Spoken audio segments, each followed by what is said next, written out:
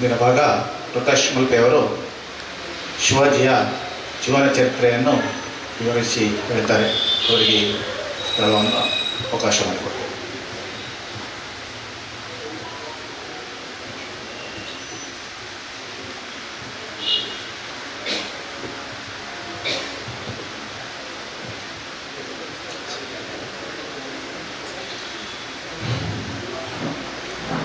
ರತ್ನಾಕರ ಧೌತಪದಾಂ ಹಿಮಾಲಯ ಕಿರೀಟಿನಿ ಬ್ರಹ್ಮರಾಜರ್ಷಿ ರತ್ನಾಢ್ಯಾಂ ವಂದೇ ಭಾರತ ಮಾತರಂ. ವೇದಿಕೆಯಲ್ಲಿ ಉಪಸ್ಥಿತರಿರುವಂಥ ಆದರಣೀಯ ಪ್ರಶಾಂತ್ ಕಾಮತ್ ಅವರೇ, ಉಪಸ್ಥಿತರಿರುವಂಥ ಸಂಘ ಪರಿವಾರದ ಹಿರಿಯರೇ, ಎಲ್ಲ ಸಜ್ಜನ ಬಂಧುಗಳೇ, ಶ್ರದ್ಧೇಯ ಮಾತಾ ಭಗಿನಿಯರೇ, ಶಿವಾಜಿ ಮಹಾರಾಜರು ಪಟ್ಟಾಭಿಷೇಕ ಆದಂಥ ದಿನವನ್ನು ರಾಷ್ಟ್ರೀಯ ಸ್ವಯಂ ಸೇವಕ ಸಂಘದಲ್ಲಿ ಅದನ್ನು ಪ್ರಾರಂಭ ಮಾಡಿದಂಥ ಡಾಕ್ಟರ್ ಕೇಶವ ಬಲರಾಮ್ ಹೆಡಗೇವಾರ್ ಅವರು 6 ಉತ್ಸವಗಳಲ್ಲಿ ಒಂದು ಉತ್ಸವ ಅಂತ ಪ್ರಾರಂಭ ಮಾಡ್ತಾರೆ. ಒಂದು ಹಂತಕ್ಕೆ 6 ಉತ್ಸವಗಳು ಹೆಚ್ಚಾಗಿದೆ, ಅದರಲ್ಲಿ ಯಾವುದಾದ್ರೂ ಒಂದು ಉತ್ಸವವನ್ನು ಬಿಡಬೇಕು ಅಂತ ಒಂದು ನಿಷ್ಕರ್ಷೆ ಪ್ರಾರಂಭ ಆಗುತ್ತೆ ಒಂದು ಹಂತದಲ್ಲಿ. ಆಗ ಅನೇಕ ಜನ ಪ್ರಚಾರಕರು ಸೇರಿದಂತೆ ಅನೇಕರು ಹೇಳ್ತಾರೆ, ಬಿಡೋದಾದ್ರೆ ಹಿಂದೂ ಸಾಮ್ರಾಜ್ಯ ದಿನೋತ್ಸವವನ್ನು ಬಿಟ್ಬಿಡೋಣ, ಉಳಿದದ್ದೆಲ್ಲ ಇರಲಿ ಅಂತ ಹೇಳಿದಾಗ ಡಾಕ್ಟರ್ ಜಿ ಹೇಳ್ತಾರೆ, ಉಳಿದದ್ದೆಲ್ಲವನ್ನು ಬಿಟ್ಟು ತೊಂದರೆ ಇಲ್ಲ, ಆದರೆ ಸಾಮ್ರಾಜ್ಯ ದಿನೋತ್ಸವವನ್ನು ಮಾತ್ರ ಬಿಡ್ಲಿಕ್ಕಿಲ್ಲ ಅಂತ ಹೇಳಿ ಅದರ ವಿಶೇಷತೆಗಳನ್ನು ಹೇಳ್ತಾರೆ. ನಾವು ಶಿವಾಜಿಯನ್ನ ಮತ್ತು ಡಾಕ್ಟರ್ ಜಿ ಅವರನ್ನ, ಅವರಿಬ್ಬರನ್ನ ಹತ್ತಿರದಿಂದ ನಾವು ಓದಿದವರಾಗಿದ್ರೆ, ಅವರನ್ನು ನೋಡಿದ್ರೆ, ನಾವು ಅವ್ರ ಬಗ್ಗೆ ನಮಗೆ ವಿಚಾರಗಳು ಗೊತ್ತಿದ್ರೆ, ಹೆಜ್ಜೆ ಹೆಜ್ಜೆಗೂ ಶಿವಾಜಿ ಮಹಾರಾಜರನ್ನ ಡಾಕ್ಟರ್ ಕೇಶವ ಬಲರಾಮ್ ಹೆಡಗೇವಾರ್ ಅನುಸರಿಸಿದ್ದಾರೆ ಅಂತ ನಮ್ಗೆ ಗೊತ್ತಾಗುತ್ತೆ. ತುಂಬಾ ಸಂಗತಿಗಳು.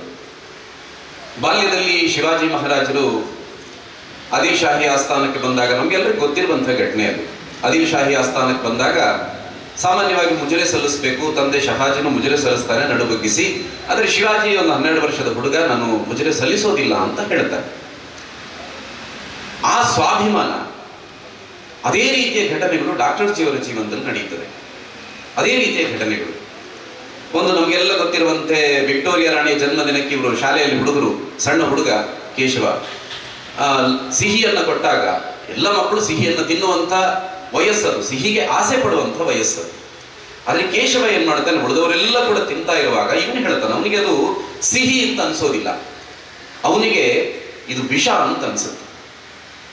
ಅವನು ಅದನ್ನ ಚರಂಡಿಗೆ ಸೀತಾನೆ ಮತ್ತು ಕೇಳಿದ್ದಕ್ಕೆ ಹೇಳ್ತಾನೆ, ವಿಕ್ಟೋರಿಯಾ ರಾಣಿ ನಮ್ಮನ್ನ ಗುಲಾಮಗಿರಿಗೆ ತಳ್ಳಿರುವಂಥವಳು, ಅವಳ ಜನ್ಮದಿನಕ್ಕೋಸ್ಕರ ನಾನು ಇದನ್ನು ತಿಂದರೆ ಆ ಗುಲಾಮಗಿರಿಯನ್ನು ಸ್ವೀಕಾರ ಮಾಡಿದ ಹಾಗೆ, ನಾನು ಸ್ವೀಕಾರ ಮಾಡೋದಿಲ್ಲ ಅಂತ. ಅದೇ ರೀತಿ ಮತ್ತೊಮ್ಮೆ ಒಬ್ಬ ಎಡ್ವರ್ಡ್ ಅನ್ನುವಂಥ ಒಬ್ಬ ರಾಜ, ಇಂಗ್ಲೆಂಡಿನ ರಾಜ, ಅವನ ಪಟ್ಟಾಭಿಷೇಕದ ದಿನವನ್ನ ನಾಗಪುರದಲ್ಲಿ ಬಹಳ ದೊಡ್ಡ ಒಬ್ಬರು ಉದ್ಯಮಿ, ಭಾರತದವರೇ, ಅವರು ಆಚರಣೆ ಮಾಡ್ತಾರೆ ಅಂತ. ಯಾರೋ ಇಂಗ್ಲೆಂಡಿನ ಎಡ್ವರ್ಡ್ನ ಪಟ್ಟಾಭಿಷೇಕದ ದಿನವನ್ನ ಇಲ್ಲಿ ನಾಗಪುರದಲ್ಲಿ ಆಚರಣೆ ಮಾಡ್ತಾರೆ. ಅದಕ್ಕೋಸ್ಕರ ದೀಪಾವಳಿಯ ಸಂಭ್ರಮ ಇಡೀ ನಾಗಪುರದಲ್ಲಿ. ಎಲ್ಲ ಮಕ್ಕಳು ಅಲ್ಲಿಗೆ ಹೋಗಬೇಕು ಅಂತ ಹೇಳಿದಾಗ ಕೇಶವ ಅಲ್ಲಿಗೆ ಹೋಗೋದಿಲ್ಲ. ಅವನು ಅದನ್ನೇ ಮತ್ತೆ ಹೇಗೆ ಸಿಹಿಯನ್ನ ಚರಂಡಿಗೆ ಸೀವಾಗ ಯಾವ ಮಾತುಗಳನ್ನು ಹೇಳಿದ್ನೋ ಅದೇ ಮಾತುಗಳನ್ನು ಆಗಲೂ ಡಾಕ್ಟರ್ ಜಿ ಹೇಳುತ್ತಾರೆ. ಇಂಥ ತುಂಬಾ ಸಂಗತಿಗಳು ನಾವು ಅವರಿಬ್ಬರನ್ನು ಓದ್ತಾ ಹೋದಾಗ ಹೆಜ್ಜೆ ಹೆಜ್ಜೆಗೂ ಅವರು ಡಾಕ್ಟರ್ ಜಿ ಅವರು ಶಿವಾಜಿಯನ್ನ ಅನುಸರಣೆ ಮಾಡಿದ್ರು ಅನ್ನುವಂಥ ಸಂಗತಿ ನಮ್ಗೆ ಗೊತ್ತಾಗುತ್ತೆ. 712ನೇ ಇಸ್ವಿ 712ನೇ ಇಸ್ವಿಯಲ್ಲಿ ಭಾರತದ ಮೇಲೆ ನಾವು ದಾಳಿಗಳನ್ನ ಅವಲೋಕನ ಮಾಡಿದಾಗ ಯಾವತ್ತಿಂದ ಪ್ರಾರಂಭ ಆಯಿತು ಅಂತ ನೋಡಿದ್ರೆ 712ನೇ ಇಸ್ವಿ ತನಕ ಭಾರತದಲ್ಲಿ ಹಿಂದೂಗಳನ್ನು ಬಿಟ್ಟರೆ ಇನ್ಯಾರೂ ಇರಲಿಲ್ಲ. ಆಗ ಮೊದಲಿಗೆ ಇಲ್ಲಿಗೆ ಬಂದಂಥವನು ಮೊಹಮ್ಮದ್ ಬಿನ್ ಕಾಸಿಂ. ಈ ಕಾಸಿಂ ಬರ್ತಾನೆ, ಬಂದವನು ಸಿಂಧೂ ದೇಶದ ರಾಜ ಅಲ್ಲಿ ದಾಹಿರ, ಆ ಸಿಂಧೂ ನದಿಯನ್ನು ದಾಟಿಕೊಂಡು ಬರ್ತಾನೆ. ಬಂದು ಸಿಂಧೂ ದೇಶದ ರಾಜ ದಾಹಿರ ಅವನನ್ನು ಎದುರುಗೊಳ್ಳುತ್ತಾನೆ. ಭೀಕರ ಹೋರಾಟ ಆಗುತ್ತೆ. ಒಂದು ಹಂತಕ್ಕೆ ಕಾಸಿಂನಿಗೆ ಅನಿಸುತ್ತೆ, ಈ ವ್ಯಕ್ತಿಯನ್ನು ನಾನು ನೇರ ಯುದ್ಧದಲ್ಲಿ ಸೋಲಿಸಲಿಕ್ಕೆ ಸಾಧ್ಯವೇ ಇಲ್ಲ, ಅದಕ್ಕೆ ಕುತಂತ್ರದಿಂದ ಇದನ್ನು ಇವನನ್ನು ಸೋಲಿಸಬೇಕು ಅಂತ ಆ ರೀತಿ ತಂತ್ರಗಳನ್ನು ಮಾಡಿ ದಾಹಿರನನ್ನು ಸೋಲಿಸ್ತಾನೆ. ಅವನನ್ನ ದಾಹಿರನನ್ನು ಕೊಲ್ತಾನೆ. ಆ ನಂತರದ ಕಥೆಗಳು ಬಹಳ ರೋಚಕವಾಗಿದೆ, ನಾನು ಅದನ್ನು ತುಂಬಾ ಹೇಳೋದಿಲ್ಲ. ಅವನ ಮಕ್ಕಳು ಅದಕ್ಕೆ ಸೇಡು ತೀರಿಸಿಕೊಳ್ತಾರೆ, 2 ಹೆಣ್ಣು ಮಕ್ಕಳು. ಆ ಕಥೆಗಳು ಸಿಕ್ಕಿದ್ರೆ ದಯವಿಟ್ಟು ಓದಿ, ಅದನ್ನು ತುಂಬಾ ಪ್ರೇರಣೆ ಕೊಡುವಂಥ ಸಂಗತಿಗಳು. ಯಾವಾಗ ದಾಹಿರನಿಗೆ ಸೋಲಾಯಿತು, ಸೋಲಾದ ನಂತರ ಬಂದಂಥವನು ಮೊಹಮ್ಮದ್ ಘಜನಿಯ ವಿಚಾರ ನಮಗೆಲ್ಲ ಗೊತ್ತಿದೆ. ಮತ್ತೆ ಮತ್ತೆ ದಂಡೆತ್ತಿ ಬಂದವನು ಎಷ್ಟು ಸಾಧ್ಯವೋ ಅಷ್ಟು ಮಠ ಮಂದಿರಗಳನ್ನು ಧ್ವಂಸ ಮಾಡಿದ ಮತ್ತು ಕುದುರೆಗಳಲ್ಲಿ ಒಂಟೆಗಳ ಮೇಲೆ ರಾಶಿ ರಾಶಿ ಚಿನ್ನಾಭರಣಗಳನ್ನು ದೋಚಿಕೊಂಡು ಹೋದ. ಆನಂತರ ಬಂದಂಥವನು ಮೊಹಮ್ಮದ್ ಗೋರಿ. ಇವನು 11 ಬಾರಿ ಬರ್ತಾನೆ, 11 ಬಾರಿ ಭಾರತದ ಮೇಲೆ ದಾಳಿ ಮಾಡುತ್ತಾನೆ. ಇವನನ್ನು ಎದುರಿಸಿದವನು ಪೃಥ್ವಿರಾಜ ಚೌಹಾಣ. ಪೃಥ್ವಿರಾಜ ಚೌಹಾಣ ಪ್ರತಿ ಬಾರಿ ಅವನನ್ನು ಸೋಲಿಸ್ತಾನೆ. ಆದರೆ ನಮ್ಮ ದೌರ್ಬಲ್ಯ ಒಂದಿದೆ, ಭಾರತೀಯರ ರಕ್ತದಲ್ಲಿ ಒಂದು ದೌರ್ಬಲ್ಯ ಇದೆ, ಒಂದು ಕ್ಷಮಾಗುಣ ಅಂತ. ಅವನನ್ನ ಸೋಲಿಸೋದು, ಬಂಧನದಲ್ಲಿಡೋದು, ಮತ್ತೆ ಬಿಡುಗಡೆ ಮಾಡೋದು. ಇವನು ವಾಪಸ್ ಹೋಗ್ತಾನೆ, ಇನ್ನೊಂದಷ್ಟು ಸೈನ್ಯವನ್ನು ಸೇರಿಸ್ಕೊಂಡು ಮತ್ತೆ ದಾಳಿ ಮಾಡ್ತಾನೆ. ಹೀಗೆ ಮಾಡ್ತಾ ಇವನು ಪ್ರತಿ ಸಲ ಇವನನ್ನ ಬಂಧನ ಮಾಡೋದು ಬಿಡೋದು.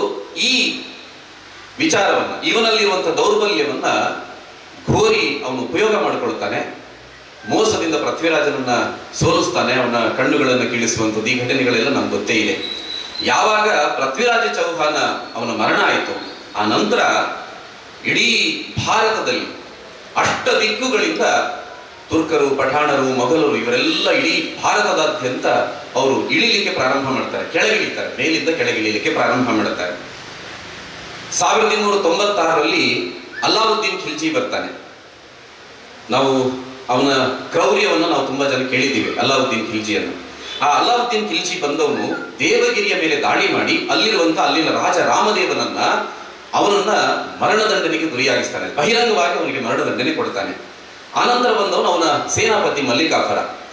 ಇತ್ತೀಚೆಗೆ ಬಂದಂತ ಒಂದು ಕೆಲ ವರ್ಷಗಳ ಹಿಂದೆ ಬಂದಿತ್ತು ಪದ್ಮಾವತ್ ಅಂತ ದೀಪಿಕಾ ಪಡುಕೋಣೆಯ ಚಿತ್ರ. ಅದರಲ್ಲಿ ಬರ್ತಾರೆ ಇವರಿಬ್ಬರು, ಅಲ್ಲಾವುದ್ದೀನ್ ಖಿಲ್ಜಿನೂ ಬರ್ತಾನೆ, ಮಲ್ಲಿಕಾಫರನೂ ಬರ್ತಾನೆ. ನಾವು ಅವರನ್ನು ನೋಡಿದ್ದಿದ್ರೆ ಆ ಪಾತ್ರಗಳನ್ನು ಹಾಗೆ ಸೃಷ್ಟಿ ಮಾಡಿದ್ದಾರೆ ನಿರ್ದೇಶಕರು. ಅವನು ಎಷ್ಟು ವಿಕೃತ ಅಂತಂದ್ರೆ ಅಲ್ಲಾವುದ್ದೀನ್ ಖಿಲ್ಜಿಗಿಂತಲೂ ಇವರು ವಿಕೃತ ಮಲ್ಲಿಕಾಫರ. ಈ ಮಲ್ಲಿಕಾಫರ ಏನ್ ಮಾಡ್ತಾನೆ, ಆನಂತರ ಅದೇ ರಾಮದೇವನ ಮಗ ಶಂಕರ ದೇವರನ್ನ ಅವನನ್ನು ಸೋಲಿಸ್ತಾನೆ. ಸೋಲಿಸೋದು ಮಾತ್ರ ಅಲ್ಲ, ಕೊಲ್ಲಿಸ್ಬಿಡ್ತಾನೆ. ಆನಂತರ ಬಂದಂಥವನು ಕುತುಬುದ್ದೀನ್ ಐಬಕ್. ಇವನನ್ನ ಹುಚ್ಚುದೊರೆ ಅಂತಲೇ ಕರೆಯುವಂಥದ್ದು. ಇವನು ಬಂದವನು ಹರತಾಲ ದೇವ ಅನ್ನುವಂತಹ ರಾಜನನ್ನು ಸೋಲಿಸಿ ಅವನ ಚರ್ಮವನ್ನು ಸುಲಿಸ್ತಾನೆ. ಆ ನಂತರ ಬಂದಂಥವನು ಕ್ಷಮಿಸಿ ಹುಚ್ಚುದೊರೆ ಅಂತ ಕರೀತಾ ಇದ್ದದ್ದು ಮೊಹಮ್ಮದ್ ಬಿನ್ ತುಘಲಕನನ್ನ. ಅವನು ಬಂದಿದ್ದು 1327ರಲ್ಲಿ ಭಾರತಕ್ಕೆ ಬರ್ತಾನೆ. ಬಂದವನು ದೇವಗಿರಿಯ ಮೇಲೆ ದಾಳಿ ಮಾಡ್ತಾನೆ. ದಾಳಿ ಮಾಡಿ ದೇವಗಿರಿಗೆ ದೌಲತಾಬಾದ್ ಅಂತ ಹೆಸರಿಡ್ತಾನೆ. ಇವತ್ತಿಗೂ ಅದೇ ಹೆಸರಿದೆ ಅಂತ ಅನ್ನುವಂಥದ್ದು ದೌರ್ಭಾಗ್ಯದ ಸಂಗತಿ. ಮೊಹಮ್ಮದ್ ಬಿನ್ ತುಘಲಕ್ ಇಟ್ಟಂತ ಹೆಸರು. ಆನಂತರ ಬಂದಂಥವನು ಘಿಯಾಸುದ್ದೀನ್. ಈ ಘಿಯಾಸುದ್ದೀನ್ ಬಂದಂಥವನು ಹೊಯ್ಸಳರ 3ನೇ ವೀರಬಲ್ಲಾಳನನ್ನ ಅವನು ಜೀವಂತ ಇರುವ ಹಾಗೆ ಅವನ ಮೈಯ ಚರ್ಮವನ್ನು ಸುಲಿಸಿ ಅಲ್ಲಿನ ಕೋಟೆಗೆ ನೇತು ಹಾಕ್ತಾನೆ. ಈ ಘಟನೆಯನ್ನ ಗುರುಗಳಾದ ವಿದ್ಯಾರಣ್ಯರು ನೋಡ್ತಾರೆ. ತನ್ನ ದೊರೆಯನ್ನ ಈ ರೀತಿ ಚಿತ್ರಹಿಂಸೆ ಕೊಟ್ಟವರ ವಿರುದ್ಧವಾಗಿ ನಾನೇನಾದ್ರೂ ಮಾಡಬೇಕು ಅಂತ ಯೋಚನೆ ಮಾಡುತ್ತಾರೆ. ಆಗಲೇ ಮತಾಂತರ ಆಗಿದ್ದಂತ, ಇಸ್ಲಾಮಿಗೆ ಮತಾಂತರ ಆಗಿದ್ದಂತ ಹರಿಹರ ಮತ್ತು ಹಕ್ಕ ಬುಕ್ಕರನ್ನ ಮತ್ತೆ ವಾಪಸ್ ಕರೆತರ್ತಾರೆ. ಅವರನ್ನ ಸಂಘಟನೆ ಮಾಡಿ ಅವರಿಗೆ ಪ್ರೇರಣೆಯನ್ನು ಕೊಟ್ಟು ಅವರು ವಿಜಯನಗರದ ಸಾಮ್ರಾಜ್ಯದ ಸ್ಥಾಪನೆ ಮಾಡುವ ರೀತಿಯಲ್ಲಿ ಅವರಿಗೆ ಪ್ರೇರಣೆಯನ್ನು ಕೊಡ್ತಾರೆ. ಅಲ್ಲಿಂದ ವಿಜಯನಗರದ ದಿನಗಳು ಪ್ರಾರಂಭ ಆಗುತ್ತೆ. ಇಲ್ಲಿವರೆಗೆ ಸೋಲುಗಳು ಇದ್ದಾಗ ಯಾವಾಗ ವಿಜಯನಗರ ಪ್ರಾರಂಭ ಆಯಿತು, ವಿಜಯನಗರ ಸಾಮ್ರಾಜ್ಯ ಪ್ರಾರಂಭ ಆಯಿತು, ಅದರ ಚತುಸ್ಸೀಮೆಯ ಒಳಗಡೆ ಒಬ್ಬನೇ ಒಬ್ಬ ವೈರಿಯನ್ನು ಬರ್ಲಿಕ್ಕೆ ಬಿಡ್ಲಿಲ್ಲ. ಅದು ಕೃಷ್ಣದೇವರಾಯನ ಕಾಲದಲ್ಲಂತೂ ಎಲ್ಲ ಯುದ್ಧಗಳು ವಿಜಯನಗರ ಹೊರಗಡೆ ನಡೆದಿದೆ. ಆ ಬೌಂಡ್ರಿಯಿಂದ ಹೊರಗಡೆ ಎಲ್ಲೋ ಯಾವುದು ಒಳಗೆ ಬರ್ಲಿಕ್ಕೆ ಬಿಡ್ಲಿಲ್ಲ. ಆದರೆ ಈ ಸಾಮ್ರಾಜ್ಯ 300 ವರ್ಷಗಳ ಕಾಲ ಯಶಸ್ವಿಯಾದಂತಹ ಹೋರಾಟವನ್ನು ಮಾಡುತ್ತದೆ. ಈ ಹೊತ್ತಿಗೆ ಯಾರೆಲ್ಲ ಹೊರಗಿಂದ ಬಂದಂತಹ ಮುಸಲ್ಮಾನರಿದ್ದಾರೋ ಅವರೆಲ್ಲರಿಗೂ ಕೂಡ ಒಂದು ದೊಡ್ಡ ತೊಡಕಾಗಿ ವಿಜಯನಗರ ಸಾಮ್ರಾಜ್ಯ ಪರಿಣಮಿಸುತ್ತೆ. ಅದೇ ಹೊತ್ತಿಗೆ ಟರ್ಕಿಯಿಂದ ಒಬ್ಬ ಹಸನ್ ಗಂಗು ಅಂತ ಬರ್ತಾನೆ. ಅವನು ಬಂದವನಿಗೆ ಬಹುಮನಿ ಸಾಮ್ರಾಜ್ಯವನ್ನು ಪ್ರಾರಂಭ ಮಾಡುತ್ತಾನೆ. ಇಲ್ಲಿ ದಖನ್ನಲ್ಲಿ ಬಹುಮನಿ ಸಾಮ್ರಾಜ್ಯದ ಆರಂಭ ಆಗುತ್ತೆ. 1497ರಲ್ಲಿ ಇಲ್ಲಿವರೆಗೆ ನಾನು ಹೇಳಿದೆ 712ರವರೆಗೆ ಹಿಂದೂಗಳನ್ನು ಬಿಟ್ಟರೆ ಬೇರೆ ಯಾರು ಇರಲಿಲ್ಲ ಅಂತ ಹೇಳಿದೆ. ಆನಂತರ ಅಷ್ಟು ವರ್ಷಗಳ ಕಾಲ ಎಲ್ಲ ಬಂದರು, ಮೊಘಲರು, ತುರ್ಕರು ಇತ್ಯಾದಿ ಇವರೆಲ್ಲ ಬಂದು ಇಲ್ಲೆಲ್ಲ ದಾಳಿ ಮಾಡ್ತಾರೆ, ಆಕ್ರಮಣಗಳನ್ನು ಮಾಡ್ತಾರೆ, ಮೋಸದಿಂದ ನಮ್ಮವರನ್ನ ಸೋಲಿಸ್ತಾರೆ. ಇದೇ ಹೊತ್ತಿಗೆ 1497ರಲ್ಲಿ ಇಲ್ಲಿಗೆ ಬಂದಂಥವರು ವಾಸ್ಕೋ ಡ ಗಾಮ ಮತ್ತು ಅಲ್ಫೋನ್ಸೋ ಅಲ್ಬುಕರ್ಕ್. ಇವರಿಬ್ರು ಬರೋವರೆಗೆ ಭಾರತದಲ್ಲಿ ಒಬ್ಬನೇ ಒಬ್ಬ ಕ್ರಿಶ್ಚಿಯನ್ ಇರಲಿಲ್ಲ. 1497ರಿಂದ ಇವರು ಪ್ರಾರಂಭ ಆಯಿತು. ಈ ಅಲ್ಫೋನ್ಸೋ ಅಲ್ಬುಕರ್ಕ್ ಮಾಡಿದಂತಹ ಕೆಲಸ ಏನು ಅಂತ ಕೇಳಿದ್ರೆ ದೊಡ್ಡ ಪ್ರಮಾಣದಲ್ಲಿ ಕ್ರಿಶ್ಚಿಯನ್ ಮತಾಂತರದ ಕೆಲಸವನ್ನು ಪ್ರಾರಂಭ ಮಾಡುತ್ತಾನೆ. ಅಲ್ಲಿಂದ ಅವರ ಯುದ್ಧ ಪ್ರಾರಂಭ ಆಗುತ್ತೆ. 1565ನೇ ಹೊತ್ತಿಗೆ ತಾಳಿಕೋಟೆಯಲ್ಲಿ ಭೀಕರವಾದ ವಿಜಯನಗರ ಸಾಮ್ರಾಜ್ಯ ಸೇರಿಕೊಂಡು ಭೀಕರವಾದ ಯುದ್ಧ. ಆ ಯುದ್ಧದಲ್ಲಿ 300 ವರ್ಷಗಳಿಂದ ಸಾಮ್ರಾಜ್ಯ ನಡೆಸಿದಂತಹ ವಿಜಯನಗರ ಸಾಮ್ರಾಜ್ಯದ ಪತನ ಆಗುತ್ತೆ. ವಿಜಯನಗರ ಸಾಮ್ರಾಜ್ಯದ ಪತನವಾಗಿದ್ದೇ ತಡ ಇಡೀ ದೇಶಾದ್ಯಂತ ಒಂದ್ಸಲ ವಿಜಯನಗರ ಸಾಮ್ರಾಜ್ಯ ಸ್ಥಾಪನೆ ಆಯಿತು ಅಂದಾಗ ಜನರಿಗೆ ಆತ್ಮವಿಶ್ವಾಸ ಬಂದಿತ್ತು. ಈಗ ಅಂಥ ವಿಜಯನಗರ ಸಾಮ್ರಾಜ್ಯವು ಅದು ಮಣ್ಣು ಪಾಲಾಯಿತು. ಮಣ್ಣು ಪಾಲು ಆದ ನಂತರ ಇಡೀ ದೇಶಾದ್ಯಂತ ಜನ ಭಯ ಭೀತಿಯಲ್ಲಿ ಬದುಕಲಿಕ್ಕೆ ಪ್ರಾರಂಭ ಮಾಡುತ್ತಾರೆ. ಅವರೆಲ್ಲರ ಬದುಕು ದುಸ್ತರವಾಗುತ್ತೆ. ಇಂಥ ಹೊತ್ತಲ್ಲಿ ಸಮರ್ಥ ರಾಮದಾಸರು ಹೇಳ್ತಾರೆ, ಇಡೀ ದೇಶಾದ್ಯಂತ ಸಂಚರಿಸ್ತಾರೆ, ಯಾರು ಭಯ ಪಡಬೇಡಿ, ಇವರನ್ನೆಲ್ಲ ಮತ್ತೆ ಹೆಡೆಗುರಿ ಕಟ್ಟಲಿಕ್ಕೆ ಒಬ್ಬ ಮಹಾಪುರುಷನ ಜನನಾಗುತ್ತೆ ಅಂತ ಅವರು ಭವಿಷ್ಯ ನುಡಿತಾರೆ. ಆ ಭವಿಷ್ಯ ನಿಜ ಆಗತ್ತೆ. ಶಿವನೇರಿಯ ದುರ್ಗದಲ್ಲಿ ಶಿವಾಜಿ ಮಹಾರಾಜರ ಜನನಾಗುತ್ತೆ. ಅಷ್ಟು ವರ್ಷಗಳ ಕಾಲದ, ಸುಮಾರು 900 ವರ್ಷಗಳ ಕಾಲದ ಈ ಆಕ್ರಮಣಗಳ ಮುಕ್ತಾಯದ ಹಂತವನ್ನು ತಲುಪಿದಂತಹ ದಿನ ಅಂದ್ರೆ ಯಾವಾಗ ಶಿವಾಜಿ ಮಹಾರಾಜರು ಜನಿಸ್ತಾರೋ ಆವತ್ತಿನಿಂದ ಮತ್ತೆ ವಾತಾವರಣ, ಒಂದು ಒಳ್ಳೆ ಸ್ವಾಭಿಮಾನದ ವಾತಾವರಣ ಪ್ರಾರಂಭ ಆಯಿತು. ಶಿವಾಜಿ ಮಹಾರಾಜರು ಜನಿಸುವಾಗ ಇಡೀ ಸಮಾಜದ ವಾತಾವರಣ ಹೇಗಿತ್ತು ಅಂತ ಕೇಳಿದ್ರೆ, ಒಂದು ಮಗು ಹುಟ್ಟಿದ್ರೆ ಮಗುವಿಗೆ ಆಶೀರ್ವಾದ ಮಾಡಬೇಕು. ಏನ್ ಆಶೀರ್ವಾದ ಮಾಡಬೇಕು? ಈ ಮಗು ಆದಿಲ್ ಶಾಹಿ ಆಸ್ಥಾನದಲ್ಲೋ ಮೊಘಲ್ ಶಾಹಿಗಳ ಜೊತೆನಲ್ಲೋ ಆ ಸಾಮ್ರಾಜ್ಯದಲ್ಲಿ ಇವನು 100 ಕುದುರೆಗಳ ಸರದಾರನಾಗ್ಲಿ, ಇವನು 200 ಕುದುರೆಗಳ ಸರದಾರನಾಗ್ಲಿ ಅಂತ ಆಶೀರ್ವಾದ ಮಾಡೋದು ಹಿರಿಯರು. ಅಂದ್ರೆ ಯಾರಿಗೂ ಕೂಡ ಅವರನ್ನು ಸೋಲಿಸುವಂತ ವ್ಯಕ್ತಿ ಇವನಾಗಬೇಕು ಅಂತ ಹೇಳಲಿಕ್ಕೂ ಆಶೀರ್ವಾದ ಮಾಡ್ಲಿಕ್ಕೂ ಇವ್ರು ಯಾರಿಗೂ ಆ ಧೈರ್ಯ ಇರಲಿಲ್ಲ. ಅಂಥ ಸಂದರ್ಭದಲ್ಲಿ ಶಿವಾಜಿ ಜನನಾಗುವಂಥದ್ದು. ಅಷ್ಟು ಹೊತ್ತಿಗೆ ಇವನ ತಂದೆ ಕೂಡ ಅವನು ಆದಿಲ್ ಶಾಹಿಯ ಕೈ ಕೆಳಗೆ ಒಬ್ಬ ಜಹಗೀರ್ದಾರನಾಗಿ ಕೆಲಸ ಮಾಡ್ತಾ ಇದ್ದವನು. ಇಲ್ಲೇ ಬೆಂಗಳೂರು ತುಮಕೂರು ಈ ಭಾಗಗಳನ್ನೆಲ್ಲ ಸೇರಿಸಿದಂತ ಒಂದು ಭಾಗಕ್ಕೆ ಜಹಗೀರ್ದಾರನಾಗಿದ್ದವನು. ಅವನು ಅವರ ಕೈ ಕೆಳಗೆ ಕೆಲಸ ಮಾಡೋದು. ಒಂದು ಕಡೆ ಇಡೀ ಸಾಮ್ರಾಜ್ಯದ, ಇಡೀ ಸಮಾಜದ ಪರಿಸ್ಥಿತಿಯು ಗುಲಾಮಿತನದ ಮಾನಸಿಕತೆ, ಇನ್ನೊಂದು ಕಡೆ ಸ್ವಂತ ತಂದೆಯು ಕೂಡ ಅವರ ಕೈ ಕೆಳಗೆ ಕೆಲಸ ಮಾಡುವಾಗ ತಾಯಿ ಯೋಚನೆ ಮಾಡ್ತಾಳೆ, ನನ್ನ ಮಗ ಇವನ ತಂದೆ ಹಾಗೆ ಆಗಬಾರದು, ಇವನನ್ನ ತಂದೆ ಹಾಗೆ ಆಗ್ಲಿಕ್ಕೆ ಬಿಡೋದಿಲ್ಲ. ಯಾರೆಲ್ಲ ತಾಯಿ ಭಾರತೀಯ ಮಾಂಗಲ್ಯವನ್ನ ಕಸೀಲಿಕ್ಕೋಸ್ಕರ ಇವತ್ತು ರಣಹದ್ದುಗಳಂತೆ ನಿಂತಿದ್ದಾರೋ ಇವರೆಲ್ಲರನ್ನ ಕಾಲ ಅಡಿಗೆ ಮೆಟ್ಟಿ ನಿಲ್ಲುವಂತವನು ನನ್ನ ಮಗ ಆಗಬೇಕು, ಅವನು ಛತ್ರಪತಿ ಆಗಬೇಕು ಅಂತ ಆಗಲೇ ಯೋಚನೆ ಮಾಡಿ ಅಲ್ಲಿಂದ ರಾಮನ, ಕೃಷ್ಣನ, ಉಗ್ರ ನರಸಿಂಹದ ಕಥೆಗಳನ್ನು ಹೇಳಲಿಕ್ಕೆ ಪ್ರಾರಂಭ ಮಾಡ್ತಾರೆ. ಯಾವಾಗ ಹುಟ್ಟಿದ ನಂತರ ಅಲ್ಲ, ಗರ್ಭದಲ್ಲೇ ಪ್ರಾರಂಭ. ಅವನು ಗರ್ಭದಲ್ಲಿರುವಾಗ ಆ ಎಲ್ಲ ಕಥೆಗಳನ್ನ ಆಕೆ ಓದ್ತಾಳೆ. ಓದಿದ ಪರಿಣಾಮ ನಾವೆಲ್ಲ ಕಥೆ ಹೇಳ್ತೀವಿ ಮಕ್ಕಳಿಗೆ. ಏನ್ ಕಥೆ ಅಂತಂದ್ರೆ, ರಾಮ ಅವನೊಬ್ಬ ವಿಷ್ಣುವಿನ 10 ಅವತಾರಗಳಲ್ಲಿ ಅವನು ಒಬ್ಬ, ಕೃಷ್ಣ ಅವನು ವಿಷ್ಣುವಿನ 10 ಅವತಾರದಲ್ಲಿ ಒಬ್ಬ. ಈ ರೀತಿ ಕಥೆ ಹೇಳಿದಾಗ ಯಾವಾಗ ಮಕ್ಕಳಿಗೆ ಈ ರೀತಿ ಕಥೆ ಹೇಳ್ತೀವೋ ಅಲ್ಲಿಗೆ ರಾಮಕೃಷ್ಣರ ಕಥೆ ಮುಗಿಯಿತು ಅಂತ ಅರ್ಥ. ಯಾಕೆಂತಂದ್ರೆ ಮಗು ಏನು ಯೋಚನೆ ಮಾಡೋದು, ರಾಮ ಮಾಡಿದಂತಹ ಸಾಧನೆಗಳು, ಅವನಲ್ಲಿರುವಂತಹ ಗುಣಗಳು ಇದು ದೇವರಿಗೆ ಮಾತ್ರ ಸಾಧ್ಯ, ಅವನ ಅವತಾರ ಪುರುಷ, ಅದಕ್ಕೋಸ್ಕರ ಮಾತ್ರ ಸಾಧ್ಯ ಅಂತ ಮಗು ಯೋಚನೆ ಮಾಡುತ್ತೆ. ನಾನು ರಾಮನ ಹಾಗೆ ಆಗಬೇಕು ಅಂತ ಕನಸಿನಲ್ಲಿ ಯೋಚನೆ ಮಾಡೋದಿಲ್ಲ, ನಾನು ಕೃಷ್ಣನ ಹಾಗೆ ಆಗಬೇಕು ಅಂತ ಮಗು ಕನಸಿನಲ್ಲಿ ಯೋಚನೆ ಮಾಡೋದಿಲ್ಲ. ಅದಕ್ಕೆ ಜೀಜಾಮಾತೆ ಮಕ್ಕಳಿಗೆ ಕಥೆ ಹೇಳೋದು ಹೇಗೆ ಅಂತ ಅವಳ ಜೀವನವನ್ನು ನೋಡಿದ್ರೆ ಗೊತ್ತಾಗುತ್ತೆ. ಅವಳು ಹೇಳೋದು, ರಾಮ ಒಬ್ಬ ಕ್ಷತ್ರಿಯನಾಗಿ ಹುಟ್ಟಿದ, ಅವನ ಶೌರ್ಯದ ಕಾರಣಕ್ಕೋಸ್ಕರ, ಪರಾಕ್ರಮದ ಕಾರಣಕ್ಕೋಸ್ಕರ, ಶುದ್ಧವಾದ ಶೀಲದ ಕಾರಣಕ್ಕೋಸ್ಕರ ಅವನು ಎತ್ತರಕ್ಕೇರಿದ, ಅವನು ದೇವರಾದ. ಕೃಷ್ಣ ಒಬ್ಬ ಗೊಲ್ಲನಾಗಿ ಹುಟ್ಟಿದ, ಅವನು ಏರಿದ್ದು ಆ ಎತ್ತರಕ್ಕೆ. ಹಾಗೆ ನೀನು ಕೂಡ ಹಾಗೆ. ನೀನ್ ಯಾರು ಅಂತ ಕೇಳಿದ್ರೆ ನೀನೊಬ್ಬ ಜಹಗೀರ್ದಾರನ ಮಗ, ಯಾರೋ ಆದಿಲ್ ಶಾಹಿಯ ಕೈ ಕೆಳಗೆ ಕೆಲಸ ಮಾಡತಕ್ಕಂಥ ಜಹಗೀರ್ದಾರನ ಮಗ ನೀನು. ಆದ್ರೆ ನೀನು ಸಾಮಾನ್ಯನಾಗಿ ಹುಟ್ಟಿದ್ರು ಕೂಡ ನೀನು ಛತ್ರಪತಿ ಆಗಬೇಕು, ಹಿಂದವೀ ಸ್ವರಾಜ್ಯವನ್ನು ನೀನು ಸ್ಥಾಪನೆ ಮಾಡಬೇಕು ಅಂತ ಜೀಜಾಮಾತೆ ಸಂಕಲ್ಪ ಮಾಡಿಕೊಳ್ತಾಳೆ. ಮಗನಿಗೆ ಹೆಜ್ಜೆ ಹೆಜ್ಜೆಗೆ ಆ ಪ್ರೇರಣೆಗಳನ್ನು ನೀಡ್ತಾಳೆ. ಒಂದು ಹಂತಕ್ಕೆ ಶಿವಾಜಿ ಮಹಾರಾಜರು ಛತ್ರಪತಿ ಆಗ್ತಾರೆ. ಮುಂದೆ ಹಿಂದವಿ ಸ್ವರಾಜ್ಯವನ್ನು ಸ್ಥಾಪನೆ ಮಾಡುತ್ತಾರೆ. ಛತ್ರಪತಿಯಾಗಿ ಸಿಂಹಾಸನದ ಮೇಲೆ ಕೂತ್ಕೊಳ್ತಾರೆ. ಕೂತ್ಕೊಂಡು ಸ್ವಲ್ಪ ಸಮಯದಲ್ಲಿ, ಕೆಲವು ತಿಂಗಳು ಕಳೆಯುವಷ್ಟರಲ್ಲಿ ಜೀಜಾಮಾತೆ ಇಹಲೋಕವನ್ನ ತ್ಯಜಿಸ್ತಾಳೆ. ಈ ಘಟನೆ ನಮಗೆ ಏನು ಪಾಠ ಹೇಳುತ್ತೆ ಅಂತಂದ್ರೆ, ಈಗ ರಾಮ ಇರಬಹುದು ಅಥವಾ ಬೇರೆ ಬೇರೆ ಅವತಾರಗಳಿರ್ಬೋದು, ಈ ಅವತಾರಗಳು ಭೂಮಿಗೆ ಬರುತ್ತದೆ. ಭೂಮಿಗೆ ಬಂದ ನಂತರ ಅವರೆಲ್ಲ ಅವರ ಕೆಲಸ ಮಾಡ್ತಾರೆ. ಅವ್ರು ಯಾವುದಕ್ಕೋಸ್ಕರ ಬಂದಿದ್ದಾರೆ ಆ ಕೆಲಸಗಳನ್ನು ಪೂರ್ತಿ ಮಾಡ್ತಾರೆ. ಪೂರ್ತಿ ಆದ ನಂತರ ಇಲ್ಲಿಂದ ಹೊರಟು ಹೋಗ್ತಾರೆ. ಜೀಜಾಮಾತೆ ನನ್ನ ಮಗನನ್ನು ಛತ್ರಪತಿ ಮಾಡಬೇಕು, ಅವನು ಹಿಂದವಿ ಸ್ವರಾಜ್ಯದ ಸ್ಥಾಪನೆ ಮಾಡುವಂತವನು ವ್ಯಕ್ತಿ ಆಗಬೇಕು ಅಂತ ಯೋಚನೆ ಮಾಡಿ ಅದನ್ನು ಗುರಿ ಮುಟ್ಟಿಸಿದ ನಂತರ ಆಕೆ ಇಲ್ಲಿಂದ ತೆರಳಿದ್ರಲ್ಲ, ಆ ಕಥೆಯನ್ನು ನಾನು ನೆನಪು ಮಾಡಿಕೊಳ್ಳುವಾಗ ನನಗನಿಸಿದ್ದು ಜೀಜಾಮಾತೆಯು ಕೂಡ ಒಂದು ಅವತಾರ ಅಂತ ನನಗನಿಸಿತ್ತು. ಆಕೆ ಅವತಾರವಾಗಿಯೇ ಬಂದಿದ್ಲು. ಕೆಲಸ ಮುಗಿಯಿತು.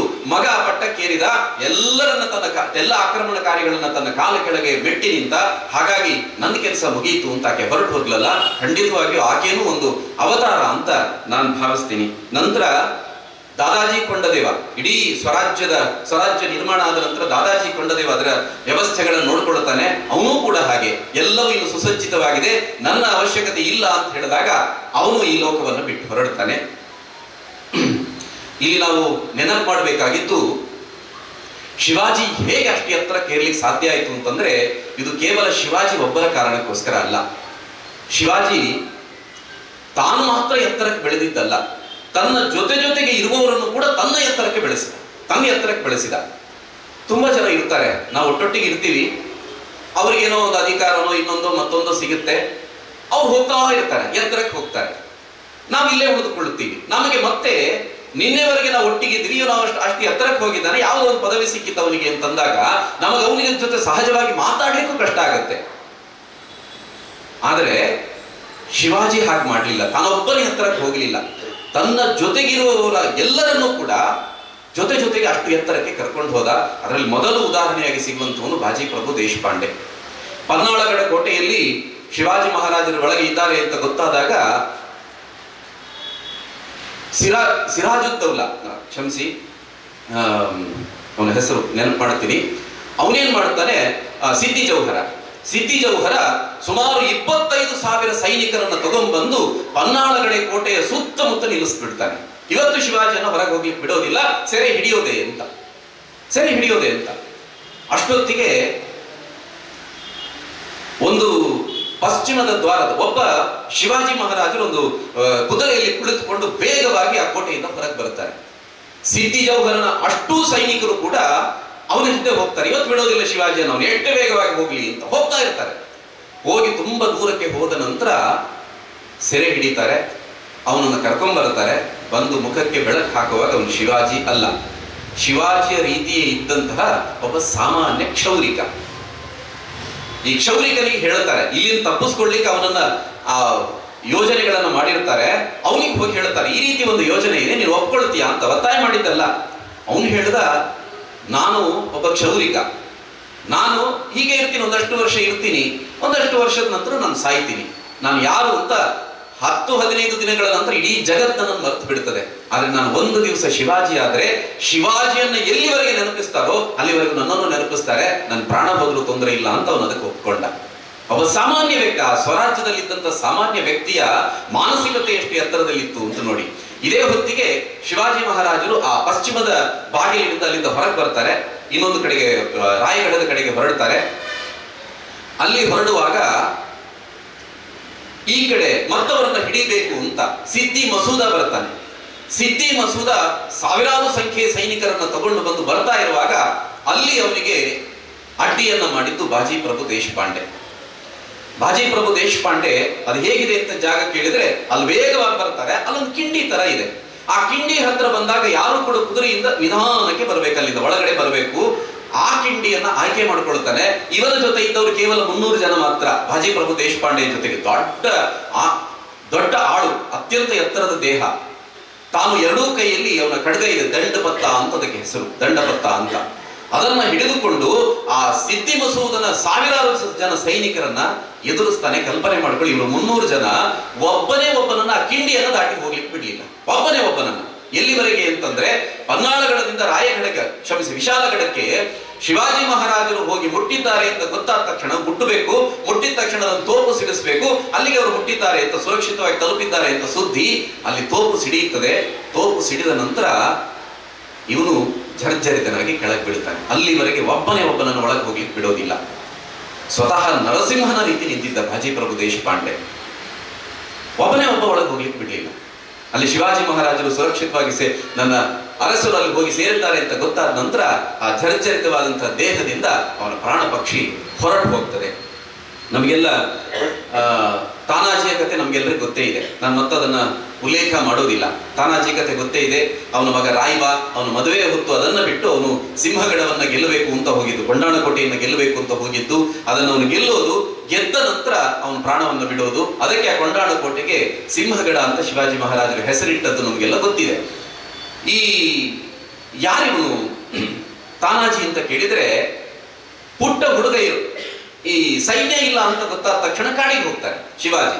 ಅಲ್ಲಿದ್ದಂತ ಮಾವಳಿ ಜನಾಂಗದ ವ್ಯಕ್ತಿಗಳನ್ನೆಲ್ಲ, ಆ ಹುಡುಗರನ್ನೆಲ್ಲ ಸೇರಿಸಿ ಅವರಿಗೆ ತರಬೇತಿಗಳನ್ನು ಕೊಟ್ಟು ಆಟ ಆಡಿಸಿ ಅವರನ್ನ ಸೈನಿಕರಾಗಿ ಬೆಳೆಸ್ತಾರಲ್ಲ, ಆ ರೀತಿ ಬೆಳೆದಂತ ಒಬ್ಬ ಸಾಮಾನ್ಯ ಮಾವಳಿ ಜನಾಂಗಕ್ಕೆ ಸೇರಿದಂತ ವ್ಯಕ್ತಿ ತಾನಾಜಿ ಅಷ್ಟು ಎತ್ತರಕ್ಕೆ ಹೋಗ್ತಾನೆ, ಅಷ್ಟು ದೊಡ್ಡ ಸೈನಿಕನಾಗ್ತಾನೆ. ಇದರ ಹಿಂದೆ ಇದ್ದದ್ದು ಶಿವಾಜಿ ಮಹಾರಾಜರ ಪ್ರೇರಣೆ ಅನ್ನುವಂಥದ್ದು. ಇಲ್ಲೊಂದು ಸುಧಾರಣೆಯನ್ನು ಗಮನಿಸಬೇಕು. ನಾನಾಗ್ಲೇ ಸುನೀಳನ ಜೊತೆ ಮಾತಾಡ್ತಾ ಇದ್ದಾಗ ಅವ್ರು ಹೇಳಿದ್ರೆ, ಇವತ್ತೊಂದು ಪರಾವರ್ತನದ ಕಾರ್ಯ ನಡೆಯಿತು, ಒಂದು 25 ಜನರನ್ನು ಮರಳಿ ತರುವಂತ ಕೆಲಸ ನಡೆಯಿತು ಅಂತ. ಇದನ್ನು ಪ್ರಾರಂಭ ಮಾಡಿದ್ದು ಶಿವಾಜಿ ಮಹಾರಾಜರು. ನೇತಾಜಿ ಫಾಲ್ಕರ್ ಅಂತ ಅವನು ಬಹಳ ದೊಡ್ಡ ಯೋಧ, ಆದ್ರೆ ಯಾವುದೋ ಕಾರಣಕ್ಕೆ ಅವನು ಮತಾಂತರ ಆಗ್ತಾನೆ. ಅವನಿಗೆ ಮಹಮ್ಮದ್ ಕುಲಿ ಖಾನ್ ಅಂತ ಹೆಸರಿಡ್ತಾರೆ. ಮಹಮ್ಮದ್ ಕುಲಿ ಖಾನ್ ಅಂತ ಹೆಸರಿಡ್ತಾರೆ. ಶಿವಾಜಿ ಮಹಾರಾಜರು ಯೋಚನೆ ಮಾಡ್ತಾರೆ, ನಿಧಾನಕ್ಕೆ ಅವನನ್ನ ಹೋಗಿ ಮಾತಾಡಿಸಿ ಅವನನ್ನ ವಾಪಸ್ ಕರೆತರ್ತಾರೆ. ಯಾಕಂದ್ರೆ ಅಷ್ಟು ದೊಡ್ಡ ಶೂರ ಅವನನ್ನು ನೇತಾಜಿ ಫಾಲ್ಕರ್ನ ವಾಪಸ್ ಕರೆತರ್ತಾರೆ. ಬಂದ ನಂತರ ಎಲ್ಲಿವರೆಗೆ ವ್ಯವಸ್ಥೆ ಅಂತಂದ್ರೆ ಕೇವಲ ಹಿಂದೂ ಧರ್ಮಕ್ಕೆ ಬರೋದು ಮಾತ್ರ ಅಲ್ಲ, ಅವನ ಮುಂದೆ ಇಲ್ಲಿ ಜಾತಿ ಯಾವ ಪಂಗಡ ಅಂತ ಕೇಳಿದ್ರೆ ಅದನ್ನೂ ಕೂಡ ಹೇಳಬೇಕು. ಅಷ್ಟು ವ್ಯವಸ್ಥಿತವಾದ ವ್ಯವಸ್ಥೆಯನ್ನ ಶಿವಾಜಿ ಮಹಾರಾಜರು ಅವತ್ತೇ ಮಾಡ್ತಾರೆ. ಪರಾವರ್ತನದ ಕೆಲಸ ಶಿವಾಜಿ ಮಹಾರಾಜರಿಂದ ಅವತ್ತೇ ಆರಂಭ ಆಗಿತ್ತು ಅನ್ನುವಂಥ ಸಂಗತಿ ನಮಗೆಲ್ಲ ಗೊತ್ತೇ ಇದೆ. ಗೆರಿಲ್ಲಾ ಯುದ್ಧ ಇದನ್ನ ಪ್ರಾರಂಭ ಮಾಡಿದ್ದು ನಾವೆಲ್ಲ ಶಿವಾಜಿ ಮಹಾರಾಜರು ಇದರಲ್ಲಿ ಕೇಳ್ತೀವಿ. ಆದ್ರೆ ಶಿವಾಜಿ ಮಹಾರಾಜರಿಗಿಂತ ಮೊದಲು ಇದನ್ನ ಮಾಡಿದಂಥವನು ರಾಣಾ ಪ್ರತಾಪ. ಆದ್ರೆ ಅಲ್ಲಿಗೆ ಪ್ರಾರಂಭವಾಗಿ ಕೇಳಿದ್ರೆ ಇಲ್ಲ, ಇದನ್ನು ಪ್ರಾರಂಭ ಮಾಡಿದವನು ಶ್ರೀಕೃಷ್ಣ. ಗೆರಿಲ್ಲಾ ಯುದ್ಧದಲ್ಲಿ ಬಹಳ ಪರಿಣಿತವನು ಶ್ರೀಕೃಷ್ಣ. ಯಾವಾಗ ಜರಾಸಂಧ ತನ್ನ 54 ಅಕ್ಷೋಹಿಣಿ ಸೈನ್ಯವನ್ನು ತಗೊಂಡು ಮಥುರೆಗೆ ಬರ್ತಾನೆ, ಮಥುರೆಗೆ ಬಂದಾಗ ಶ್ರೀಕೃಷ್ಣ ಓಡೋದೇ, ಅಲ್ಲಿ ಎದುರಿಗೆ ನಿಂತ್ಕೊಳ್ಳೋದಿಲ್ಲ. ನಿಂತುಕೊಂಡ್ರೆ ಮಥುರೆಯ ಜನರಿಗೆ ತೊಂದರೆ ಆಗುತ್ತೆ, ಅಲ್ಲಿ ಸಾವು ನೋವುಗಳಾಗುತ್ತೆ ಅಂತ ಓಡ್ತಾ ಇದ್ದ. ಓಡಿ 54 ಅಕ್ಷೋಹಿಣಿ ಸೈನ್ಯ. ಸುಮ್ಮನೆ ಯೋಚನೆ ಮಾಡಿ, ಮಹಾಭಾರತ ಯುದ್ಧದಲ್ಲಿ 18 ಅಕ್ಷೋಹಿಣಿ ಸೈನ್ಯ ಇದ್ದದ್ದು. ಜರಾಸಂಧ ಒಬ್ಬನ ಹತ್ರ 54 ಅಕ್ಷೋಹಿಣಿ ಸೈನ್ಯ ಇತ್ತು. ಈ ಸೈನ್ಯದಲ್ಲಿ ಸುಮಾರು 75% ಜನ ಸೈನಿಕರು ಕೃಷ್ಣನ ಹಿಂದೆ ಓಡಿ ಸತ್ರು. ಇದೊಂದು ಗೆರಿಲ್ಲಾ ಯುದ್ಧದ ತಂತ್ರ. ಓಡ್ತಾ ಇರ್ತಾನ ಅವನು, ಇವರು ಅಟ್ಟಿಸ್ಕೊಂಡು ಹೋಗುವಂಥದ್ದು. ಇದನ್ನು ಪ್ರಾರಂಭ ಮಾಡಿದ ಕೃಷ್ಣ, ಅದನ್ನು ರಾಣಾ ಪ್ರತಾಪ, ಅದನ್ನು ಶಿವಾಜಿ ಮಹಾರಾಜರು ನಂತರದ ದಿನಗಳಲ್ಲಿ ಆ ಗೆರಿಲ್ಲಾ ಯುದ್ಧ ತಂತ್ರಗಳಿಂದಲೇ ಔರಂಗಜೇಬನ ಜೊತೆ ಅಥವಾ ಉಳಿದ ಮೊಘಲ್ ಸರದಾರರ ಜೊತೆ ಅವರು ಹೋರಾಟ ಮಾಡಿದಂತಹ ರೀತಿ ಅವರು ಗೆದ್ದಿದ್ದ ಆ ಕಾರಣಕ್ಕೋಸ್ಕರ. ಇನ್ನು ಉಗ್ರ ನರಸಿಂಹನ ಕಥೆಯನ್ನ ತಾಯಿ ಹೇಳ್ತಾ ಇದ್ದಾಗ ಅದು ಮಗನಿಗೆ ನೆನಪಿತ್ತು. ಪುಟ್ಟ ಹುಡುಗ ನೆನಪಿಟ್ಟುಕೊಂಡಿದ್ದ. ತಾಯಿ ಎಷ್ಟು ಅದನ್ನ ವರ್ಣರಂಜಿತವಾಗಿ ಹೇಳ್ತಾ ಇದ್ಲು ಅಂತಂದ್ರೆ, ಶಿವಾಜಿ ಪುಟ್ಟ ಹುಡುಗನಿಗೆ ಅದು ಕಣ್ಣಲ್ಲಿ ಕಟ್ಟಿದ ಹಾಗಿತ್ತು. ನರಸಿಂಹ ಬರ್ತಾನೆ, ಅವನ ಹಿರಣ್ಯಕಶಿಪುವಿನ ಎದೆಯನ್ನು ಸೀಳ್ತಾನೆ, ಇದೆಲ್ಲ ಆ ಚಿತ್ರ ಇತ್ತಲ್ಲ, ಇದನ್ನು ಅವನು ಉಪಯೋಗ ಮಾಡಿದ್ದು ಅಫ್ಸಲ್ ಖಾನನ ಬದೆಗೆ. ಅಫ್ಸಲ್ ಖಾನನನ್ನ ಅಕ್ಷರಶಃ ಹೇಗೆ ನರಸಿಂಹ ಹಿರಣ್ಯಕಶಿಪುವನ್ನು ಕೊಂದನೋ ಅದೇ ರೀತಿ ಶಿವಾಜಿ ಮಹಾರಾಜರು ಅವನನ್ನು ಕೊಲ್ತಾರೆ, ಅಫ್ಸಲ್ ಖಾನನ್ನು ಕೊಲ್ತಾರೆ. ಇದು ತಾಯಿ ಪಾಠ ಕಥೆ ಹೇಳಿದ ಕಾರಣಕ್ಕೋಸ್ಕರ ಆಗಿರುವಂಥದ್ದು. ಅಂದ್ರೆ ನಾವು ಮಕ್ಕಳಿಗೆ ಕಥೆ ಹೇಳುವಂಥದ್ದು ಎಲ್ಲೆಲ್ಲೆಲ್ಲ ಲಾಭ ಆಗುತ್ತೆ ಅನ್ನೋದಕ್ಕೆ ಶಿವಾಜಿ ಮಹಾರಾಜರ ಜೀವನದಲ್ಲಿ ನಮಗೆ ಜಿಜಾಮಾತೆ ಮತ್ತು ಶಿವಾಜಿ ನಮಗೆ ಉದಾಹರಣೆಗಳಾಗಿ ಸಿಗ್ತಾರೆ. ಅವನ ಎಲ್ಲ ಕೋಟೆಗಳು, ಯಾವುದೆಲ್ಲ ಶಿವಾಜಿ ಮಹಾರಾಜರ ಕೋಟೆಗಳು ಯಾವುದೆಲ್ಲ ಇದೆಯೋ, ಅದು ಸಿಂಹಗಡ, ರಾಯಗಡ ಇತ್ಯಾದಿ ಎಲ್ಲವೂ ಕೂಡ ಅದು ಸಂಸ್ಕೃತದ ಹೆಸರುಗಳದಕ್ಕಿತ್ತು ಅಂತ ಇದನ್ನು ಗಮನಿಸಬೇಕು. ಆದ್ರೆ ಶಿವಾಜಿ ಕೇವಲ ಹೋರಾಟಗಾರ ಮಾತ್ರ ಅಲ್ಲ, ಆ ಕಡೆ ಪರಿವರ್ತನೆಯನ್ನು ಮಾಡ್ತಾನೆ, ತನ್ನ ಜೊತೆಗಿದ್ದವರನ್ನು ಎತ್ತರ ಕರ್ಕೊಂಡು ಹೋಗ್ತಾನೆ, ಜೊತೆಗೆ ಈ ದೇಶದ ಸಂಸ್ಕೃತಿಯನ್ನು ಉಳಿಸುವಂತ ಕೆಲಸ. ಎಲ್ಲ ಕೋಟೆಗಳಿಗೆ ಸಂಸ್ಕೃತದ ಹೆಸರನ್ನ ಇಟ್ಟಿರುವಂತದ್ದು ಇದು ಶಿವಾಜಿಯ ಜೀವನದಲ್ಲಿ ನಾವು ಕಲಿಬೇಕಾದಂತ ಸಂಗತಿ. ನಾನಾಗ್ಲೇ ಹೇಳಿದೆ, ಶಿವಾಜಿ ಎತ್ತರಕ್ಕೇರುವಾಗ ಅವನೊಬ್ಬನೇ ಹೋಗಲಿಲ್ಲ. ಅವನು ಸಾಮಾನ್ಯ ಸೈನಿಕರು ಕೂಡ ಆ ಎತ್ತರಕ್ಕೆ ಹೋಗಬೇಕು, ಆ ಧ್ಯೇಯ ಅವನಲ್ಲಿ ಬರಬೇಕು ಅನ್ನೋ ರೀತಿಯಲ್ಲಿ ಶಿವಾಜಿ ಮಹಾರಾಜರು ನೋಡಿಕೊಂಡಿದ್ರು. ಒಂದು ಸ್ವರಾಜ್ಯದ ನಿಯಮ ಇತ್ತು, 7 ಗಂಟೆಯ ನಂತರ ಕೋಟೆಯ ಬಾಗಿಲನ್ನು ಮುಚ್ಚಬೇಕು, ಯಾರು ಬಂದರೂ ತೆಗೀಲಿಕ್ಕಿಲ್ಲ, ಇದು ನಿಯಮ. ಒಂದ್ ದಿವಸ ಕೋಟೆಯ ಬಾಗಿಲು ಮುಚ್ಚಿದ್ದಾರೆ, ಹೊರಗಡೆ ಯುದ್ಧ ಅಥವಾ ಇತ್ಯಾದಿ ಯಾವುದೋ ಒಂದು ಕಾರಣಕ್ಕೆ ಹೋಗಿದ್ದಂತ ಶಿವಾಜಿ ಬರ್ತಾರೆ. ಬಂದಾಗ ಬಾಗಿಲು ತೆಗಿ ಅಂತ ಕಾವಲ್ಗಾರನಿಗೆ ಹೇಳುತ್ತಾರೆ. ಏನ್ ಮಾಡ್ಬೇಕು ಅವನು? ಆ ಶಿವಾಜಿ ಬರೋದಿಲ್ಲ, ಶಿವಾಜಿ ಒಬ್ಬ ಸಹಾಯಕ ಬಂದು ಕಾವಲ್ಗಾರನಿಗೆ ಹೇಳ್ತಾರೆ, ಪ್ರಭುಗಳು ಬಂದಿದ್ದಾರೆ, ಬಾಗಿಲು ತೆಗಿಬೇಕು ಅಂತ. ಆ ಕಾವಲ್ಗಾರ ಹೇಳ್ತಾನೆ, ಯಾರು ಬಂದ್ರು ನಾನು ಬಾಗಿಲು ತೆಗೆಯೋದಿಲ್ಲ, ಇದು ಸ್ವರಾಜ್ಯದ ನಿಯಮ, ಇದು ನಾನು ಬಾಗಿಲು ತೆಗೀಲಿಕ್ಕೆ ಆಗೋದಿಲ್ಲ. ಅಲ್ಲ, ನೀನು ಬಾಗಿಲು ತೆಗೆಯದೆ ಹೋದ್ರೆ ನಾಳೆ ನಿನ್ನ ಕಥೆ ಏನಾಗ್ಬೋದು ಅಂತ. ಅದು ಏನಾದರೂ ತೊಂದರೆ ಇಲ್ಲ, ಮಹಾರಾಜರೇ ಮಾಡಿದಂತ ಒಂದು ನಿಯಮ, ಇದನ್ನು ನಾನು ಮೀರೋದಿಲ್ಲ, ಅವ್ರು ಏನೇ ಶಿಕ್ಷೆ ಕೊಟ್ಟರು ನಾನು ಅದಕ್ಕೆ ಸಿದ್ಧ ಅಂತ ಹೇಳ್ತಾನೆ. ಸುದ್ದಿ ಶಿವಾಜಿಗೆ ಹೋಗುತ್ತೆ, ಇನ್ನೂ ಪರೀಕ್ಷೆ ಮಾಡೋಣ ಅಂತ ಅವ್ರು ಬರ್ತಾರೆ. ಬಂದವರು ಹೇಳ್ತಾರೆ, ಬಾಗಿಲು ತೆಗಿಯಪ್ಪ, ನಾನು ಹೇಳಿದ್ದು ಹೌದು, ಅದ್ರ ಬಾಗಿಲು ತೆಗಿ, ನಾನು ಒಳಗಡೆ ಹೋಗಬೇಕು ಅಂತ. ಅವನು ಹೇಳ್ತಾನೆ, ಇಲ್ಲ ಪ್ರಭುಗಳೇ, ಬಾಗಿಲು ಸ್ವರಾಜ್ಯದ ನಿಯಮ, ನಾನು ಬಾಗಿಲು ತೆಗೆಯೋದಿಲ್ಲ ಅಂತ ಹೇಳ್ತಾನೆ. ಮರುದಿವಸ ಅಲ್ಲಿಂದ ಶಿವಾಜಿ ಹೊರಗೆ ಹೋಗಿ ಡೇರೆಯಲ್ಲಿ ಮಲಗ್ತಾನೆ ಹೊರಗಡೆ. ಮರುದಿವಸ ಅವನನ್ನು ಕರ್ಕೊಂಡ್ಬರ್ತಾನೆ. ಶಿವಾಜಿ ಕೂತಿದ್ದಾನೆ ಮೇಲ್ಗಡೆ. ಕೂತಂತ ಶಿವಾಜಿ ಅವನನ್ನು ಕರ್ಕೊಂಡ್ ಬಂದಾಗ ಕೆಳಗೆ ಬಂದು ಅವನಿಗೆ ಸನ್ಮಾನ ಮಾಡ್ತಾನೆ. ಸ್ವರಾಜ್ಯದಲ್ಲಿ ಪ್ರತಿಯೊಬ್ಬರು ಹೀಗಿರಬೇಕು ಅಂತ, ಪ್ರತಿಯೊಬ್ಬರ ಆ ಮಾನಸಿಕತೆ, ಆ ಧ್ಯೇಯ ಹೀಗಿರಬೇಕು. ಈ ರೀತಿ ಇದ್ದ ಕಾರಣಕ್ಕೆ ಶಿವಾಜಿ ಅಷ್ಟು ಎತ್ತರಕ್ಕೆ ಇರ್ಲಿಕ್ಕೆ ಸಾಧ್ಯ ಆಯಿತು. ಒಬ್ಬಳು ಸಾಮಾನ್ಯ ಹಾಲು ಮಾರುವಂತ ಹೆಣ್ಣು ಮಗಳು, ಹಿರಕಣಿ ಅಂತ ಆಕೆ ಹೆಸರು. ಹಾಲು ಮಾರ್ಲಿಕ್ಕೋಸ್ಕರ ಆ ಕೋಟೆಯ ಒಳಗಡೆ ಬರ್ತಾಳೆ. ಕೋಟೆಯ ಒಳಗಡೆ ಬಂದು ಹಾಲನ್ನೆಲ್ಲ ಕೊಟ್ಟು ವಾಪಸ್ ಹೊರಡಬೇಕು ಅನ್ನುವಾಗ ಅಲ್ಲಿ ಒಬ್ಬ ಸೈನಿಕನ ಪತ್ನಿಗೆ ಹೆರಿಗೆ ನೋವು ಪ್ರಾರಂಭ ಆಗುತ್ತೆ. ಹೆರಿಗೆ ನೋವು ಪ್ರಾರಂಭ ಆದಾಗ ಈಕೆ ಏನ್ ಮಾಡಬೇಕು? ಆಕೆ ಹೋಗಿ ಸಹಾಯಕ್ಕೆ ನಿಲ್ತಾಳೆ. ಆಕೆಯ ಹೆರಿಗೆ ಸುಸೂತ್ರ ಆದ ನಂತರ ಅಲ್ಲಿಂದ ಹೊರಗೆ ಬರಬೇಕು ಅನ್ನುವಾಗ ಮತ್ತೆ ಬಾಗಿಲು ಹಾಕಿದ್ದಾರೆ. ಸೂರ್ಯಾಸ್ತ ಆಗಿದೆ, ಇನ್ನು ಬಾಗಿಲು ತೆಗಿಲಿಕ್ಕಿಲ್ಲ. ಈಕೆ ಹೇಳ್ತಾಳೆ, ನಾನು ಹೊರಗಡೆ ಹೋಗ್ಲೇಬೇಕು, ನನಗೆ ಪುಟ್ಟ 3 ತಿಂಗಳ ಹಸುಗೂಸು ಇದೆ, ಅದಕ್ಕೆ ಹಾಲು ಕೊಡ್ಬೇಕು, ನಾನು ದಯವಿಟ್ಟು ಬಾಗಿಲು ತೆಗಿ ಅಂತ. ಕಾವಲ್ಗಾರ ಕೇಳೋದಿಲ್ಲ. ಶಿವಾಜಿ ಮಹಾರಾಜರಿಗೆ ಒಳಗೆ ಬಿಟ್ಟಿಲ್ಲ, ಇವಳಿಗೆ ಹೇಗೆ ಬಿಡುತ್ತಾರೆ? ಅವನು ಹೇಳ್ತಾನೆ, ಇಲ್ಲ ಅಮ್ಮ, ಸಾಧ್ಯವೇ ಇಲ್ಲ ತೆಗೀಲಿಕ್ಕೆ ಅಂತ. ಇವಳಿಗೆ ಗೊತ್ತಾಯ್ತು, ಇವನು ಬಾಗಿಲು ತೆಗೆಯೋದಿಲ್ಲ ಅಂತ ಗೊತ್ತಾಯ್ತು. ಆಕೆ ಕೋಟೆಯ ಒಳಗಡೆ ಎಲ್ಲ ಓಡಾಟ ಮಾಡ್ತಾಳೆ. ಆ ಕೋಟೆಯನ್ನ ಒಳಗಿಂದ ಒಂದು ಕಡೆ ಹತ್ತುತ್ತಾಳೆ. ಮೇಲ್ಗಡೆ ಹತ್ತಿ ಸುಮಾರು ಅನೇಕ 100 ಅಡಿಗಳಿಗಿಂತಲೂ ಹೆಚ್ಚು ಎತ್ತರ ಇರುವಂತಹ ಕೋಟೆ. ನನಗ ಎಷ್ಟು ಅಡಿ ಅಂತ ಸರಿಯಾಗಿ ನೆನಪು ಬರ್ತಾ ಇಲ್ಲ. ಒಟ್ಟು 100 ಅಡಿಗಿಂತ ಎತ್ತರವಾದಂತಹ ಕೋಟೆ ಅದು, ಬಹಳ ಎತ್ತರ. ಇವಳು ಏನ್ ಮಾಡ್ತಾಳೆ, ಆ ಕೋಟೆಯನ್ನು ಒಂದೆಡೆ ಹತ್ತಿ ಇಳಿತಾಳೆ, ಕೆಳಗಡೆ ಇಳಿತಾಳೆ. ಮೈಯೆಲ್ಲ ಜರ್ಜರಿತವಾಗಿ ಗಾಯ ಆಗುತ್ತೆ.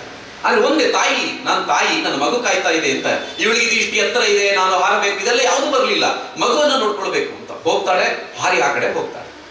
ಮರುದಿವಸ ಕಾವಲ್ಗಾರನಿಗೆ ನೆನಪಾಗುತ್ತೆ, ಒಳಗಡೆ ಒಬ್ಳು ಹಾಲು ಮಾರುವವಳು ಇದ್ದಾಳೆ, ಅವಳನ್ನು ಬಿಟ್ಟು ಬಿಡಬೇಕು ಪಾಪ ಅಂತ ಹೇಳಿ ಬಾಗಿಲು ತೆಗಿಬೇಕು. ಬಾಗಿಲು ತೆಗೆದು ಒಳಗಡೆ ನೋಡ್ತಾನೆ, ಹೊರಗಿಂದ ಅವಳು ಬರ್ತಾ ಇದ್ದಾಳೆ, ಮತ್ತೆ ಹಾಲು ತಗೊಂಡು ಬರ್ತಾ ಇದ್ದಾಳೆ.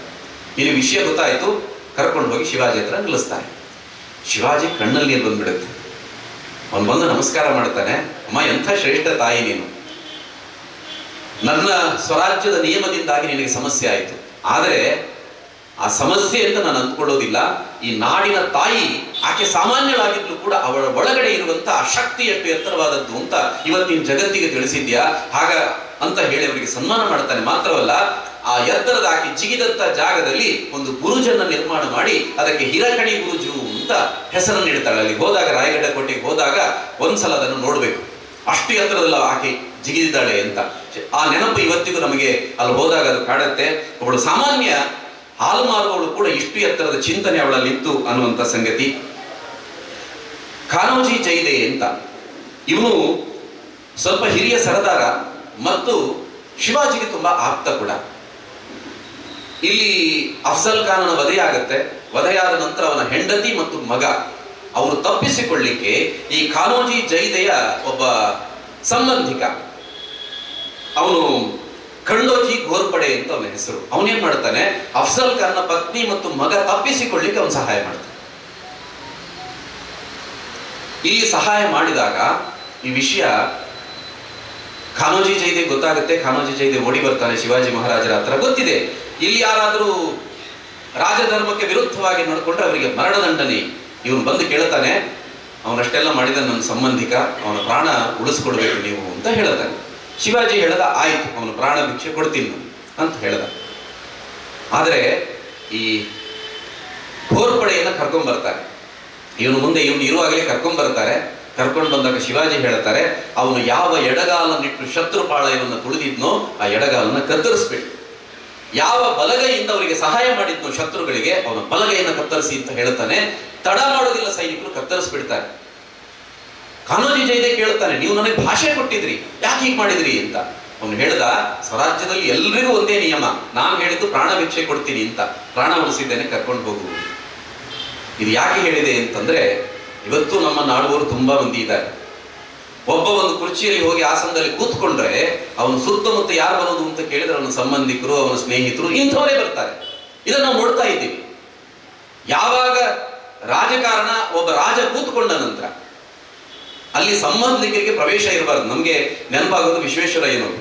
ಅವರನ್ನ ಮೈಸೂರಿನ ದಿವಾನರಾಗಬೇಕು ಅಂತ ಕರೀತಾರೆ. ಬಹಳ ದೊಡ್ಡ ಹುದ್ದೆ ಅದು, ಮಂತ್ರಿ ಸ್ಥಾನ ಅದು.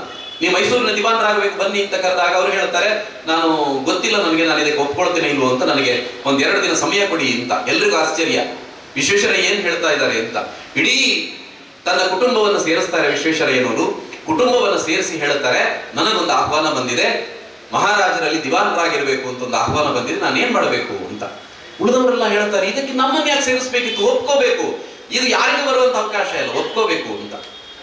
ಅದಕ್ಕೆ ವಿಶ್ವೇಶ್ವರಯ್ಯನವರು ಹೇಳ್ತಾರೆ, ನಾನು ಒಪ್ಕೋಬೇಕು ಅಂತಂದ್ರೆ ನಂದೊಂದು ಕಂಡೀಷನ್ ಇದೆ. ಏನ್ ಕಂಡೀಷನ್ ಕೇಳಿದ್ರೆ, ನಾನು ಅಲ್ಲಿ ದಿವಾನ ಆಗಿರುವಷ್ಟು ಸಮಯ ನೀವು ಯಾರೂ ಕೂಡ ನನ್ನ ಕಚೇರಿ ಹತ್ರಕ್ಕೆ ಬರಬಾರ್ದು, ನಿಮ್ಮ ನೆರಳು ಬೀಳಬಾರ್ದು.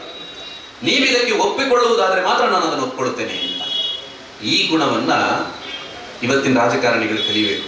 ಆಗ ಮಾತ್ರ ನಾವು ಹೋಗಿ ಹಿಂದುತ್ವ ಅದು ಇದು ಅಂತ ಒಂದು ಪಕ್ಷಕ್ಕೆ ಓಟ್ ಹಾಕ್ಬಿಡ್ತೀವಿ. ಅದು ಅಲ್ಲಿ ನಡೆಯುವಂಥದ್ದೇನು ಅಂತ ಕೇಳಿದ್ರೆ, ಇದೆ ತನ್ನ ಸುತ್ತಮುತ್ತ ಇರುವಂತ ಆ ಬಳಗಗಳನ್ನ ಹೆಚ್ಚಿಸಿಕೊಳ್ಳುವಂತ ದುಷ್ಟ ರಾಜಕಾರಣಿಗಳಿಗೆ ಶಿವಾಜಿ ಮಹಾರಾಜರು ಪ್ರೇರಣೆಯಾಗಬೇಕು. ಅವನು ಕಾನೋಜಿ ಜೈದ ಅಷ್ಟು ಆಪ್ತ ಆದ್ರೂ ಕೂಡ ತಪ್ಪು ಮಾಡಿದವರನ್ನು ಸಹಿಸಲಿಲ್ಲ. ಬಂಧು ಮೋಹ ಶಿವಾಜಿಗೆ ಇರಲಿಲ್ಲ. ಈ ಭಾಗವನ್ನ ಶಿವಾಜಿಯಿಂದ ನಾವು ಕಲಿಬೇಕಾದಂತ ಸಂಗತಿ. ಒಂದ್ಸಲ ಕುತುಬ್ ಶಾ ಇವನೊಂದು ಸ್ಪರ್ಧೆ ಮಾಡ್ತಾನೆ. ಸ್ಪರ್ಧೆ ಏನು ಅಂತ ಕೇಳಿದ್ರೆ, ದೊಡ್ಡ ದೊಡ್ಡ ಆನೆಗಳು ಅವನ ಹತ್ರ, ಬೃಹದಾಕಾರದ ಆನೆಗಳು. ಆ ಆನೆಗಳ ದಂತಗಳಿಗೆ ದೊಡ್ಡ ದೊಡ್ಡ ಕತ್ತಿಗಳನ್ನು ಕಟ್ಟಿ ಸ್ಪರ್ಧೆ, ಆನೆಗಳನ್ನು ಹೊಡೆದಾಟ ಮಾಡಿಸೋದು. ಇವನು ಹೇಳ್ತಾನೆ, ಇಲ್ಲಿ ಈಗ ಸ್ಪರ್ಧೆ ನಡೀತದೆ, ನನ್ನ ಆನೆಗಳಿಗೂ ಮತ್ತು ಶಿವಾಜಿ ಆನೆಗಳಿಗೂ ಸ್ಪರ್ಧೆ ನಡೀತದೆ ಅಂತ. ಅವನು ಬಹಳ ದೊಡ್ಡ ಒಂದು ಆನೆಯನ್ನು ತಂದು ಅದರ ದಂತಗಳಿಗೆ, ಬಹಳ ವ್ಯಗ್ರವಾಗಿತ್ತ ಆ ಆನೆ ಸೊಂಡಿಲಿಗೆ, ಆ ದಂತಕ್ಕೆ ಮತ್ತೆ ಖಡ್ಗಗಳನ್ನ, ಹರಿತವಾದ ಖಡ್ಗಗಳನ್ನ ಕಟ್ತಾರೆ. ಇದನ್ನು ನಿಲ್ಲಿಸಿಕೊಂಡು ಕೇಳ್ತಾನೆ, ಕುತುಬ್ ಶಾ ಕೇಳ್ತಾನೆ, ಎಲ್ಲಿದೆ ನಿನ್ನ ಆನೆಗಳು ಎಲ್ಲಿದೆ ಅಂತ. ಅಷ್ಟು ಹೇಳುವಾಗ ಶಿವಾಜಿ ಮಹಾರಾಜರು ಒಬ್ಬ ಸೈನಿಕನಿಗೆ ಸನ್ನೆ ಮಾಡ್ತಾರೆ, ಒಬ್ಬ ಸರ್ದಾರನಿಗೆ ಸನ್ನೆ ಮಾಡಿದ ತಕ್ಷಣ ಆ ಸನ್ನೆ ಅಲ್ಲಿ ಪಾಸ್ ಆಗುತ್ತೆ. ಜನರ ಮಧ್ಯದಿಂದ ಒಬ್ಬ ಎದ್ದು ಬರ್ತಾನೆ. ಅವನು ಬಂದ ರೀತಿ ನೋಡಿದಾಗ ಆನೆಗೆ ಗಾಬರಿ ಆಗ್ಬಿಡ್ತು. ಇವನು ಬಂದವನು ಹೇಗೆ ಆನೆಯ ಮೇಲೆ ಹತ್ತಿದವನು ತನ್ನ 2 ಕೈಗಳಿಂದ ಆನೆಯ ವಕ್ಷಸ್ಥಳಕ್ಕೆ ಹೊಡಿತಾನೆ. ಹೊಡೆದ ತಕ್ಷಣ ಆನೆ ಜೋರಾಗಿ ಚೀರ್ತಾ ಅದು ಕೆಳಗೆ ಬಿದ್ದು ಹೋಗುತ್ತೆ. ಕಲ್ಪನೆ ಮಾಡ್ಕೊಳ್ಳಿ, ಒಬ್ಬ ವ್ಯಕ್ತಿ ಅಷ್ಟು ದೊಡ್ಡ ಆನೆಯನ್ನ ಹೊಡೆದುರುಳಿಸುವಾಗ ಶಿವಾಜಿ ಹೇಳ್ತಾನೆ, ನನ್ನ ಸೈನಿಕರೇ ನನ್ನ ಆನೆಗಳು ಅಂತ. ಇದು ಶಿವಾಜಿಯ ಸೈನ್ಯದಲ್ಲಿದ್ದಂಥ ಈ ಏಸಾಜಿ ಕಂಕ ಯಾರು ಅಂತ ಕೇಳಿದ್ರೆ, ಅದೇ ಯಾವುದು ಮಾವಳಿ ಜನಾಂಗ ಅಂತ ನಾವು ಹೇಳಿದ್ವಿ, ಕಾಡಿನಲ್ಲಿ ವಾಸ ಮಾಡ್ತಾ ಇದ್ದಂತ ಒಬ್ಬ ಸಾಮಾನ್ಯ ವ್ಯಕ್ತಿಯಾಗಿದ್ದ. ಇಷ್ಟು ದೊಡ್ಡ ಪರಾಕ್ರಮಿ ಆಗಲಿಕ್ಕೆ ಅದರ ಹಿಂದೆ ಶಿವಾಜಿ ಮಹಾರಾಜರ ಒಂದು ಯೋಗದಾನ ಇತ್ತು ಅನ್ನುವಂಥ ಸಂಗತಿ. ಶಾಹಿಸ್ತೆ ಖಾನ ಅವನು ಪೂರ್ಣಕ್ಕೆ ಬರ್ತಾನೆ. ಬಂದವನು ಅವನು ಯೋಚನೆ ಮಾಡಿಬಿಟ್ಟ, ನಾನಂತೂ ಶಿವಾಜಿಯನ್ನು ಬಿಡೋದಿಲ್ಲ. ದೊಡ್ಡ ಸೈನ್ಯವನ್ನು ತಗೊಂಡು ಅಲ್ಲೆಲ್ಲ ನಿಂತ್ಕೊಂಡವನು ಒಂದ್ಸಲ ಅವನಿಗೆ ಸುದ್ದಿ ಬರುತ್ತೆ, ಒಂದು ದೇವಸ್ಥಾನದಲ್ಲಿ ಸಂತ ತುಕಾರಾಮರು ಅಭಂಗ ಹಾಡ್ತಾರೆ ಅಂತ. ಈ ಸಂತ ತುಕಾರಾಮರ ಅಭಂಗಗಳ ಕಾರ್ಯಕ್ರಮಕ್ಕೆ ಶಿವಾಜಿಗೆ ಬಹಳ ಪ್ರಾಣ, ಅದನ್ನ ಬಹಳ ಪ್ರೀತಿಯ ಅಭಂಗಗಳನ್ನು ಕೇಳೋದು ಅಂತಂದ್ರೆ. ಶಿವಾಜಿ ಮಹಾರಾಜರು ಅಲ್ಲಿಗೆ ಹೋದ್ರು. ಶಿವಾಜಿ ಅಲ್ಲಿಗೆ ಹೋದ್ರು ಅಂತ ಸುದ್ದಿ ಶಾಹಿಸ್ತೆ ಖಾನನಿಗೆ ಗೊತ್ತಾಗುತ್ತೆ. ಇವನೇನ್ ಮಾಡ್ದ, ಎಲ್ಲ ತನ್ನ ಸೈನಿಕರನ್ನು ತಂದ ದೇವಸ್ಥಾನದ ಹೊರಗೆ ನಿಲ್ಲಿಸ್ಬಿಟ್ಟ. ಇವನು ನಿಲ್ಲಿಸಿದ, ಒಳಗಡೆ ಅಭಂಗ ನಡೀತಾ ಇದೆ. ಅಷ್ಟೊತ್ತಿಗೆ ಹೇಗೆ ಪನ್ನಾಳಗಡ ಕೋಟೆಯಿಂದ ಒಬ್ಬ ವ್ಯಕ್ತಿ ಹೊರಗೆ ಬಂದರೋ ಅದೇ ರೀತಿ ಶಿವಾಜಿ ಮಹಾರಾಜ ಕುದುರೆಯ ಮೇಲೆ ಕೂತ್ಕೊಂಡು ತಕ್ಷಣಕ್ಕೆ ಹೊರಗೆ ಬರ್ತಾನೆ. ಶಾಹಿಸ್ತೆ ಖಾನ ಹಿಂಬಾಲಿಸಿಕೊಂಡು ಹೋಗ್ತಾನೆ. ಹಿಂಬಾಲಿಸಿಕೊಂಡು ಹೋಗಿ ಸುಮಾರು ದೂರಕ್ಕೆ ಹೋಗ್ತಾರೆ. ಆ ವ್ಯಕ್ತಿ ಮಾಯ ಆಗ್ತಾನೆ. ಇದು ಇತಿಹಾಸದಲ್ಲಿ ದಾಖಲೆ ಇದೆ. ತುಂಬಾ ಜನ ವಿದೇಶಿ ಇತಿಹಾಸಗಾರರು ಇದನ್ನು ದಾಖಲೆ ಮಾಡ್ತಾರೆ, ಈ ಸಂಗತಿಗಳನ್ನ. ಆ ವ್ಯಕ್ತಿ ಮಾಯ ಆದ. ಇಲ್ಲಿ ಶಿವಾಜಿ ಒಳಗಡೆ ಕೂತ್ಕೊಂಡಿದ್ದವರು ಅವರು ಹೊರಗಡೆ ಅಭಂಗ ಕೇಳಿಕೊಂಡು ಅವರಷ್ಟಕ್ಕೆ ಅವರು ಮುಂದಕ್ಕೆ ಹೋಗ್ತಾರೆ. ಪ್ರಶ್ನೆ, ಇದನ್ನೊಬ್ಬ ಪೋರ್ಚುಗೀಸ್ ಲೇಖಕ ಕೇಳ್ತಾನೆ, ಹಾಗಾದ್ರೆ ಅಲ್ಲಿ ಕುದುರೆಯಲ್ಲಿ ಹೋದವರು ಯಾರು ಅಂತ. ಅವ್ರಿಗೇನಾದ್ರೂ ವಿಶೇಷ ಶಕ್ತಿ ಇತ್ತ? ಈ ಪ್ರಶ್ನೆ ನಮಗೆ ಬಂದಾಗ ಇದಕ್ಕೆ ಉತ್ತರ ಕೊಡುವಂಥದ್ದು ಮತ್ತೊಂದು ಘಟನೆ. ಶಿವಾಜಿಯನ್ನ ನೇರವಾಗಿ ಸೋಲಿಸ್ಲಿಕ್ಕೆ ಸಾಧ್ಯ ಇಲ್ಲ. ಅದಕ್ಕೆ ಒಬ್ಬ ಮೊಘಲ್ನಿಗೆ ಅವನಿಗೆ ವಾಮಾಚಾರದ ವಿದ್ಯೆಗಳನ್ನು ಕಲಿಸ್ತಾನೆ. ವಾಮಾಚಾರದ ವಿದ್ಯೆಗಳನ್ನ, ಅವನು ಬೇರೆ ಬೇರೆ ತಂತ್ರಗಳನ್ನ ಮಾಡುವಂಥದ್ದು ಇತ್ಯಾದಿ ಕಲಿಸ್ತಾರೆ. ಅದೃಶ್ಯನಾಗಿ, ಯಾರಿಗೂ ಕಾಣದ ರೀತಿಯಲ್ಲಿ ಅದೃಶ್ಯನಾಗಿ ಹೋಗುವಂತ ವಿದ್ಯೆಯನ್ನು ಅವನಿಗೆ ಕಲಿಸ್ತಾರೆ. ಒಂದೇ ಕಾರಣ, ಶಿವಾಜಿಯನ್ನು ಕೊಲ್ಲಬೇಕು ಅಂತ. ಆ ವ್ಯಕ್ತಿಗೆ ಕಲಿಸ್ತಾರೆ. ಈ ವ್ಯಕ್ತಿ ಹಾಗೆ ಅದೃಶ್ಯನಾಗಿ ಹೋಗಿ ಶಿವಾಜಿ ಅಂತಃಪುರದಲ್ಲಿ ನಿಂತ್ಕೊಳ್ತಾನೆ. ಬಹಳ ಆನಂದ ಆಗುತ್ತೆ. ಕತ್ತಿಯಿಂದ ಒರೆಯನ್ನು ತೆಗೆದು ಕಡಿಬೇಕು ಅನ್ನುವಾಗ ಇವನ ಕೈಯನ್ನ ಹಿಂದ್ಗಡೆ ಯಾರು ಹಿಡಿತಾರೆ. ಇವನು ಆಶ್ಚರ್ಯ, ಯಾರು ಇಲ್ಲ ಹಿಂದ್ಗಡೆ, ಯಾರಿದು ಕೈಯನ್ನ ಹಿಡಿದದ್ದು ಅಂತ. ಆಗ ಸ್ವರ ಹೇಳುತ್ತೆ, ನೀನು ತಂತ್ರವಿದ್ಯೆಗಳನ್ನ, ವಾಮಾಚಾರವನ್ನ ಕಲಿತು ಬಂದು ಶಿವಾಜಿಯನ್ನು ಕೊಲ್ಲಿಕ್ಕೆ ಹೊರಟ್ರೆ ಶಿವಾಜಿ ಮಾಡಿದಂತ ಪುಣ್ಯ ಕಾರ್ಯದಿಂದ ಅವನನ್ನು ರಕ್ಷಿಸಲಿಕ್ಕೆ ನಾವುಗಳು ಇದ್ದೀವಿ ಅಂತ ಆ ಸ್ವರ ಹೇಳುತ್ತೆ. ಇದನ್ನು ನಾವು ಬರೆದಿದ್ದಲ್ಲ, ವಿದೇಶಿ ಇತಿಹಾಸಕಾರ ಇದನ್ನ ದಾಖಲು ಮಾಡ್ತಾರೆ. ಇದರ ಹಿಂದೆ ಇರುವಂತದ್ದು ಇಷ್ಟೇ: ನಾವು ಸಮಾಜದ ಕೆಲಸವನ್ನ ಯಾವುದೇ ಸ್ವಾರ್ಥ ಇಲ್ಲದೆ ಮಾಡಿದಾಗ ನಮಗೂ ಈ ರೀತಿ ದೇವತೆಗಳ ಬೆಂಬಲ ಸಿಗುತ್ತೆ ಅನ್ನೋದಕ್ಕೆ ಶಿವಾಜಿ ಮಹಾರಾಜರು ಬಹಳ ದೊಡ್ಡದಾದಂತಹ ಉದಾಹರಣೆ ಅನ್ನುವಂಥ ಸಂಗತಿ. ಇನ್ನು ಕೊನೆಯ ಭಾಗದಲ್ಲಿ ಒಂದು ಘಟನೆ ಹೇಳಬೇಕು ನಾನು. ಒಬ್ಬ ಪಟೇಲ ಒಬ್ಬ ಮಹಿಳೆಯ ಮಾನಭಂಗ ಮಾಡ್ತಾನೆ. ಶಿವಾಜಿಗಾಗ 15 ವರ್ಷ. ಈ ಸುದ್ದಿ ಗೊತ್ತಾದ ತಕ್ಷಣ ಶಿವಾಜಿ ಏನ್ ಮಾಡ್ತಾರೆ, ಅವನು ತಲೆ ತೆಗಿಬೇಕು ಅಂತ ಆಜ್ಞೆ. 15 ವರ್ಷದ ಹುಡುಗ ತಲೆ ತೆಗಿಬೇಕು ಅಂತ. ಸ್ವರಾಜ್ಯದಲ್ಲೂ ಕೂಡ ಅದರಲ್ಲಿ ಹಿಂದೆ ಮುಂದೆ ನೋಡೋದಿಲ್ಲ. ಸ್ವರಾಜ್ಯದ ನಿಯಮ ಹೇಗಿತ್ತು ಅಂತ ಕೇಳಿದ್ರೆ, ಯುದ್ಧಗಳಿಗೆ ಹೋಗುವಾಗ ಸೈನಿಕರು ತಮ್ಮ ಪತ್ನಿಯರನ್ನ ಇತ್ಯಾದಿಗಳನ್ನು ಕರ್ಕೊಂಡು ಹೋಗ್ಲಿಕ್ಕಿಲ್ಲ, ಮಕ್ಕಳು ಸ್ತ್ರೀಯರನ್ನ ಕರ್ಕೊಂಡು ಹೋಗ್ಲಿಕ್ಕಿಲ್ಲ. ಮತ್ತು ಯುದ್ಧ ಆದ ನಂತರ ಎದುರಾಳಿಯ ಅವನು ಯಾರೇ ಇರ್ಬೋದು, ಅದು ಮೊಘಲರಿರ್ಬೋದು, ಬೇರೆ ಶಾಹಿಗಳಿರ್ಬೋದು, ಯಾರೇ ಇರ್ಬೋದು, ಯುದ್ಧ ಆದ ನಂತರ ಅಲ್ಲಿನ ಸ್ತ್ರೀಯರಿಗೆ ನಾವೇನು ತೊಂದರೆ ಮಾಡ್ಲಿಕ್ಕಿಲ್ಲ, ಅವನ ಬಂಧನ ಮಾಡಬಾರದು ಅಂತ ಒಂದು ನಿಯಮ ಇತ್ತು. ಈ ನಿಯಮ ಇದ್ದಾಗಲೂ ಕೂಡ 1648ರಲ್ಲಿ ಕಲ್ಯಾಣದ ಸುಬೇದಾರ್ ಆಗಿದ್ದಂಥ ಮೌಲಾನಾ ಅಹಮದ್ ನವಾಯತ್ ಅನ್ನುವಂಥವನ ಜೊತೆ ಯುದ್ಧ ಆಗುತ್ತೆ. ಯುದ್ಧ ಆದಾಗ ಶಿವಾಜಿಯ ಸೈನಿಕರು ಏನ್ ಮಾಡ್ತಾರೆ, ಅವನ ಸೊಸೆಯನ್ನ ಸೆರೆ ಹಿಡಿತಾರೆ. ಸೆರೆ ಹಿಡಿದು ಕರ್ಕೊಂಡ್ ಬರ್ತಾರೆ. ಈ ಘಟನೆ ನಮ್ಗೆ ಎಲ್ರಿಗೂ ಗೊತ್ತಿದೆ. ಕರ್ಕೊಂಡ್ಬಂದು ಇವನ ಹತ್ರ ನಿಲ್ಲಿಸ್ತಾರೆ. ಇದು ನಿನಗೆ ಕೊಡುಗೆ ಅಂತ ಹೇಳಿದಾಗ ಶಿವಾಜಿ ಹೇಳಿದಂಥ ಮಾತುಗಳು ನಮ್ಗೆಲ್ರಿಗೂ ಗೊತ್ತೇ ಇದೆ. ಅವಳ ಮುಖದ ಬಟ್ಟೆಯನ್ನ ತೆಗೆದು ಹೇಳ್ತಾನೆ, ಅಮ್ಮ ನೀನು ಬಹಳ ಸುಂದರವಾಗಿದ್ದೀಯಾ, ನಿನ್ನಷ್ಟು ಸುಂದರಳು ನನ್ನ ತಾಯಿ ಆಗಿದ್ದಿದ್ರೆ ನಾನು ಸುಂದರನಾಗಿ ಹುಡ್ತಾ ಇದ್ದೆ ಅಂತ ಹೇಳಿ ಅವಳಿಗೆ ನಮಸ್ಕಾರ ಮಾಡಿ ಗೌರವದಿಂದ ವಾಪಸ್ ಕಳಿಸ್ಕೊಟ್ಟ. ಇದೇ ರೀತಿಯ ಮತ್ತೊಂದು ಘಟನೆ ಅಲ್ಲಿ ನಡೀತದೆ. ಗದಗದ ಹತ್ರ ಮರಾಠರ ಇದೇ ಶಿವಾಜಿಯ ತಂಡ ಹೋಗ್ತಾ ಇದ್ದಾಗ ಅವರ ಸಾಮಾನು ಸರಂಜಾಮುಗಳನ್ನ ಅಲ್ಲಿನ ಒಂದು ರಾಜಮನೆತನದವರು ಅಡ್ಡ ಕಟ್ತಾರೆ. ಅಡ್ಡಗಟ್ಟಿದಾಗ ಇವರಿಗೆ ಕೋಪ ಬರುತ್ತೆ, ಮರಾಠರಿಗೆ ಕೋಪ ಬರುತ್ತೆ. ಕೋಪ ಬಂದಾಗ ಯುದ್ಧ ನಡೀತದೆ. ಇವರು ಅಂದ್ಕೊಂಡ್ರೆ ಇದೊಂದು ಸಣ್ಣ ಸಂಸ್ಥಾನ, ನಾವು ಸುಲಭದಲ್ಲಿ ಗೆಲ್ಲಬಹುದು ಅಂತ ಮರಾಠರ ಮನಸ್ಸಲ್ಲಿತ್ತು. ಆದರೆ ಯುದ್ಧ 27 ದಿನಗಳ ಕಾಲ ನಡೀತು. 27 ದಿನಗಳ ಕಾಲ. ಆಶ್ಚರ್ಯ ಆಗುತ್ತೆ ಶಿವಾಜಿಗೆ. 27 ದಿನಗಳ ಕಾಲ ಹೋರಾಟ ಮಾಡಿ ಅಲ್ಲಿನ ರಾಜನನ್ನ ಬಂಧನ ಮಾಡ್ತಾರೆ. ಇದೆಲ್ಲವೂ ಆಗ್ತದೆ. ಆದ್ರೆ ಶಿವಾಜಿಗೆ ಆಶ್ಚರ್ಯ, ಆ ರಾಜನನ್ನು ಕರ್ಕೊಂಡ್ಬನ್ನಿ ಅಂತ. ರಾಜನನ್ನು ಕರ್ಕೊಂಡ್ ಬರುವಾಗ ಅಲ್ಲಿ ಮತ್ತೆ ನೋಡುವಾಗ ಆತ ರಾಜ ಅಲ್ಲ, ಒಬ್ಬ ಪುರುಷನ ಹಾಗೆ ಹೋರಾಟ ಮಾಡಿದಂತ ಆಕೆ ರಾಣಿ. ಆಕೆ ಹೆಸರು ಸಾವಿತ್ರಿಬಾಯಿ ದೇಸಾಯಿ ಅಂತ, ಮಾಲಾಬಾಯಿ ಅಂತ ನಾವು ಕೇಳಿದ್ದೀವಿ. ಬೆಳವಾಡಿಯ ಮಾಲಾಬಾಯಿ ಅಂತ. ಆಕೆ ಹೋರಾಟ ಮಾಡಿದ್ದು. ಇವನು ಹೇಳ್ತಾನೆ, ನಿನ್ನ ಶೌರ್ಯಕ್ಕೆ ನಾನು ಏನ್ ಕೊಡ್ಬೇಕು ಹೇಳು, ನೀನು ಎಲ್ಲ ಸಾಮ್ರಾಜ್ಯವನ್ನು ವಾಪಸ್ ಕೊಡ್ತೀನಿ, ಮಾತ್ರ ಅಲ್ಲ ನಿನಗೇನ್ ಕೊಡ್ಬೇಕು ಹೇಳು ಅಂತ ಹೇಳಿದಾಗ ಆಕೆ ಹೇಳ್ತಾಳೆ, ನನಗೆ ಮರಣದಂಡನೆ ಕೊಡಿ ಅಂತ. ಯಾಕೆ ಅಂತಂದ್ರೆ, ನಿಮ್ಮ ಮರಾಠರಲ್ಲಿ ಒಬ್ಬ ಅದರ ನೇತೃತ್ವವನ್ನು ಯಾರಿಗೆ ಕೊಟ್ಟಿದ್ರು, ಅವನು ನನ್ನ ಮಾನಭಂಗ ಮಾಡಿದ್ದಾನೆ. ಅವನಿಗೆ ಗೊತ್ತಿತ್ತು ನಾನು ಸ್ತ್ರೀ ಅಂತ. ಅವನು ನನ್ನ ಮಾನಭಂಗ ಮಾಡಿದ್ದಾನೆ, ನಾನಿನ್ನು ಬದುಕಿ ಪ್ರಯೋಜನ ಇಲ್ಲ, ನನಗೆ ಮರಣದಂಡನೆ ಕೊಡಿ ಅಂತ ಆಕೆ ಹೇಳಿದಾಗ ಶಿವಾಜಿ ಮಹಾರಾಜರಿಗೆ ಕಣ್ಣಲ್ಲಿ ಬರುತ್ತೆ. ತಕ್ಷಣಕ್ಕೆ ಆ ವ್ಯಕ್ತಿ ಯಾರಿದ್ದಾನೆ ಅವನ ಕಣ್ಣನ್ನ ಕೀಳಿಸ್ತಾರೆ. ಯಾರು ತನ್ನ ಆ ಸುಬೇದಾರ್ ಇದ್ನೋ ಅವನ ಕಣ್ಣನ್ನ ಕೀಳಿಸ್ತಾರೆ. ಅವನು ಸಾಯ್ಬಾರದು, ನರಳಿ ಸಾಯ್ಬೇಕು. ಅವನು ಜೀವಂತ ಇರೋವರೆಗೂ ಕತ್ತಲೆ ಕೋಣೆಯಲ್ಲಿಟ್ಟು ಅವನು ನರಳುವ ಹಾಗೆ ಮಾಡುತ್ತಾರೆ. ಇದು ಸ್ತ್ರೀಯರ ಬಗ್ಗೆ ಶಿವಾಜಿಗಿದ್ದಂಥ ಗೌರವ. ಕೊಡದೇ ಇರುವಂತಹ ದೇಶದ ವ್ಯಕ್ತಿ ಒಂದು ದೇವಸ್ಥಾನ ಕಟ್ಲಿಕ್ಕೆ ಬಿಡ್ತಾರ, ಅದು ಎಷ್ಟು ದೊಡ್ಡ ಬೃಹತ್ ದೇವಸ್ಥಾನ, ಆದ್ರೆ ಆತ ಒಪ್ಪಿದ. ಯಾಕೆ ಅಂತಂದ್ರೆ ಎದುರಿಗೆ ಕೇಳ್ತಾ ಇರುವಂತಹ ವ್ಯಕ್ತಿಯ ಒಳಗಿರುವಂತ ಶಕ್ತಿ ಎಂತದ್ದು ಅಂತ ಅವನಿಗೆ ಅರಿವಿತ್ತು. ಅವನು ಒಪ್ಪಿಕೊಂಡ. ಅದಕ್ಕೆ 53,000 ಚದರ ಮೀಟರ್ ವಿಸ್ತೀರ್ಣದ ಸ್ವಾಮಿನಾರಾಯಣ ಮಂದಿರ ಮೊನ್ನೆ ಅಬುದಾಬಿಯಲ್ಲಿ ಅದು ಉದ್ಘಾಟನೆ ಮಾಡುತ್ತಾರೆ. ಅಷ್ಟು ದೊಡ್ಡ ಮಂದಿರ ನಿರ್ಮಾಣ ಆಗುತ್ತೆ. ಅಂದ್ರೆ ಇದು ಅವತ್ತು ಸೂಟ್ಕೇಸ್ ಒಳಗೂ ಫೋಟೋ ಇಟ್ಕೊಳ್ಳಿಕ್ಕಿಲ್ಲ. ಇವತ್ತು ಅದೇ ನೆಲದಲ್ಲಿ 53,000 ಚದರ ಮೀಟರ್ ವಿಸ್ತೀರ್ಣದ ಅಷ್ಟು ದೊಡ್ಡ ದೇವಸ್ಥಾನ ಅಲ್ಲಿ ಕಟ್ಟಲಿಕ್ಕೆ ಸಾಧ್ಯ ಆಯಿತು. ಇದು ಇವತ್ತಿನ ಭಾರತದ ಸ್ಥಿತಿ ಅಂತ. ಅನೇಕ ಸಂಗತಿಗಳು, ಈ ರೀತಿ ಅನೇಕ ಸಂಗತಿಗಳು ನಮ್ಮ ಕಣ್ಮುಂದೆ ಬರ್ತವೆ. ನಾವು ಲೆಕ್ಕ ಹಾಕ್ತಾ ಹೋದ್ರೆ ಅಂತ ಅನೇಕ ಸಂಗತಿಗಳನ್ನು ಗುರುತಿಸಬಹುದು. ಅನೇಕ ವರ್ಷಗಳಿಂದ ಭಾರತಕ್ಕೆ ಬೇಕಾಗಿದ್ದಂತಹ ಅನೇಕ ಭಯೋತ್ಪಾದಕರು, ಅವರೆಲ್ಲ ಭಾರತ ಬಿಟ್ಟು ಹೊರಗಡೆ, ಇಲ್ಲಿ ಭಯೋತ್ಪಾದಕರವರು ಮೋಸ್ಟ್ ವಾಂಟೆಡ್ ಭಯೋತ್ಪಾದಕರವರು, ಅವರನ್ನ ಹುಡುಕ್ತಾ ಇರ್ತೇವೆ. ಆದ್ರೆ ಅವರು ಇಲ್ಲಿಂದ ಬೇರೆ ಬೇರೆ ದೇಶಗಳಿಗೆ ಹೋಗ್ತಾರೆ. ಪಾಕಿಸ್ತಾನಕ್ಕೋ, ಅಫ್ಘಾನಿಸ್ತಾನಕ್ಕೋ, ನೇಪಾಳಕ್ಕೋ, ಇಂಗ್ಲೆಂಡಿಗೋ, ಅಮೆರಿಕಕ್ಕೋ, ಕೆನಡಾಕ್ಕೋ, ಈ ರೀತಿ ಬೇರೆ ಬೇರೆ ಕಡೆ ಹೋಗಿ ಅಲ್ಲಿ ರಾಜಾರೋಷವಾಗಿ ಜೀವನ ಮಾಡ್ತಾ ಇದ್ರು ಅನೇಕ ವರ್ಷಗಳ ಕಾಲ. 90ರ ದಶಕದಿಂದ ಹಿಡಿದು ಯಾವಾಗ ಮುಂಬೈ ಬಾಂಬ್ ಸ್ಫೋಟ ಆಯಿತು ಅಲ್ಲಿಂದ ನಂತರದಿಂದ ಹಿಡಿದು ಇಷ್ಟು ವರ್ಷಗಳ ಕಾಲ ರಾಜಾರೋಷವಾಗಿ ಜೀವನ ಮಾಡ್ತಾ ಇದ್ರು. ಆದ್ರೆ ಇತ್ತೀಚಿನ ದಿನಗಳಲ್ಲಿ ನಾವೆಲ್ಲ ಗಮನಿಸಿರ್ಬೋದು, ಒಂದು ವರ್ಷದ ಹಿಂದಿನಿಂದ ಯಾರೆಲ್ಲ ಭಾರತಕ್ಕೆ ಬೇಕಾಗಿದ್ರು ಅಂತ ಮೋಸ್ಟ್ ವಾಂಟೆಡ್ ಭಯೋತ್ಪಾದಕರನ್ನ ಒಬ್ಬ ವ್ಯಕ್ತಿ, ಅಪರಿಚಿತ ವ್ಯಕ್ತಿ ಕೊಲ್ತಾ ಇದ್ದಾನೆ. ನಾನು ಅದನ್ನು ಸಂಗ್ರಹ ಮಾಡಬೇಕು ಅಂತ ಹೊರಟೆ. ನನಗೆ 20 ಜನರನ್ನ ಆ ರೀತಿ ಕೊಂದದ್ದು ಸಿಕ್ಕಿತ್ತು. 20 ಜನರನ್ನ. ಒಬ್ಬನಿಗೆ ವಿಷ ಹಾಕ್ತಾರೆ, ಇನ್ನೊಬ್ಬನ ಆಸ್ಪತ್ರೆ ಸೇರಿದಾಗ ಒಂದು ಆಕ್ಸಿಜನ್ ಮಾಸ್ಕ್ ಅನ್ನು ತೆಗಿತಾರೆ, ಇನ್ನೊಬ್ಬ ನಮಾಜ್ ಮಾಡ್ತಾ ಇರುವಾಗ ಅಲ್ಲಿ ಹೋಗಿ.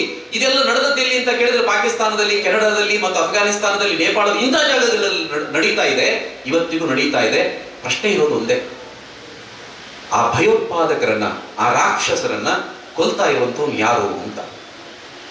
ಆ ಪ್ರಶ್ನೆಗೆ ಉತ್ತರ ಕಂಡುಕೊಂಡಾಗ ನನ್ನ ಮನಸ್ಸಲ್ಲೇ ಬಂದಂತಹ ಒಂದು ಉತ್ತರ ಏನು ಅಂತ ಕೇಳಿದ್ರೆ, ಯದಾ ಯದಾ ಹಿಧರ್ಮಸ್ಯ ಗ್ಲಾನಿರ್ಭವತಿ ಭಾರತ ಅಭ್ಯುತ್ಥಾನಂ ಅಧರ್ಮಸ್ಯ ತದಾತ್ಮಾನಂ ಸೃಜಾಮ್ಯಹಂ.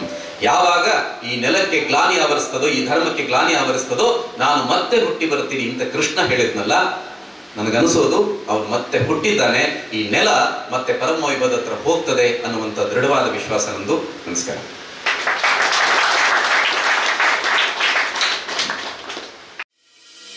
ಕ್ರೈಸ್ಟ್ ಕಿಂಗ್ ವಿದ್ಯಾಸಂಸ್ಥೆ ಕಾರ್ಕಳ ನಿಮ್ಮ ಮಕ್ಕಳ ಭವಿಷ್ಯಕ್ಕಾಗಿ ಒಂದು ಉತ್ತಮ ಆಯ್ಕೆ. ದಾಖಲಾತಿ ಈಗಾಗಲೇ ಪ್ರಾರಂಭಗೊಂಡಿದೆ. ಈ ಕೂಡಲೇ ಸಂಪರ್ಕಿಸಿ.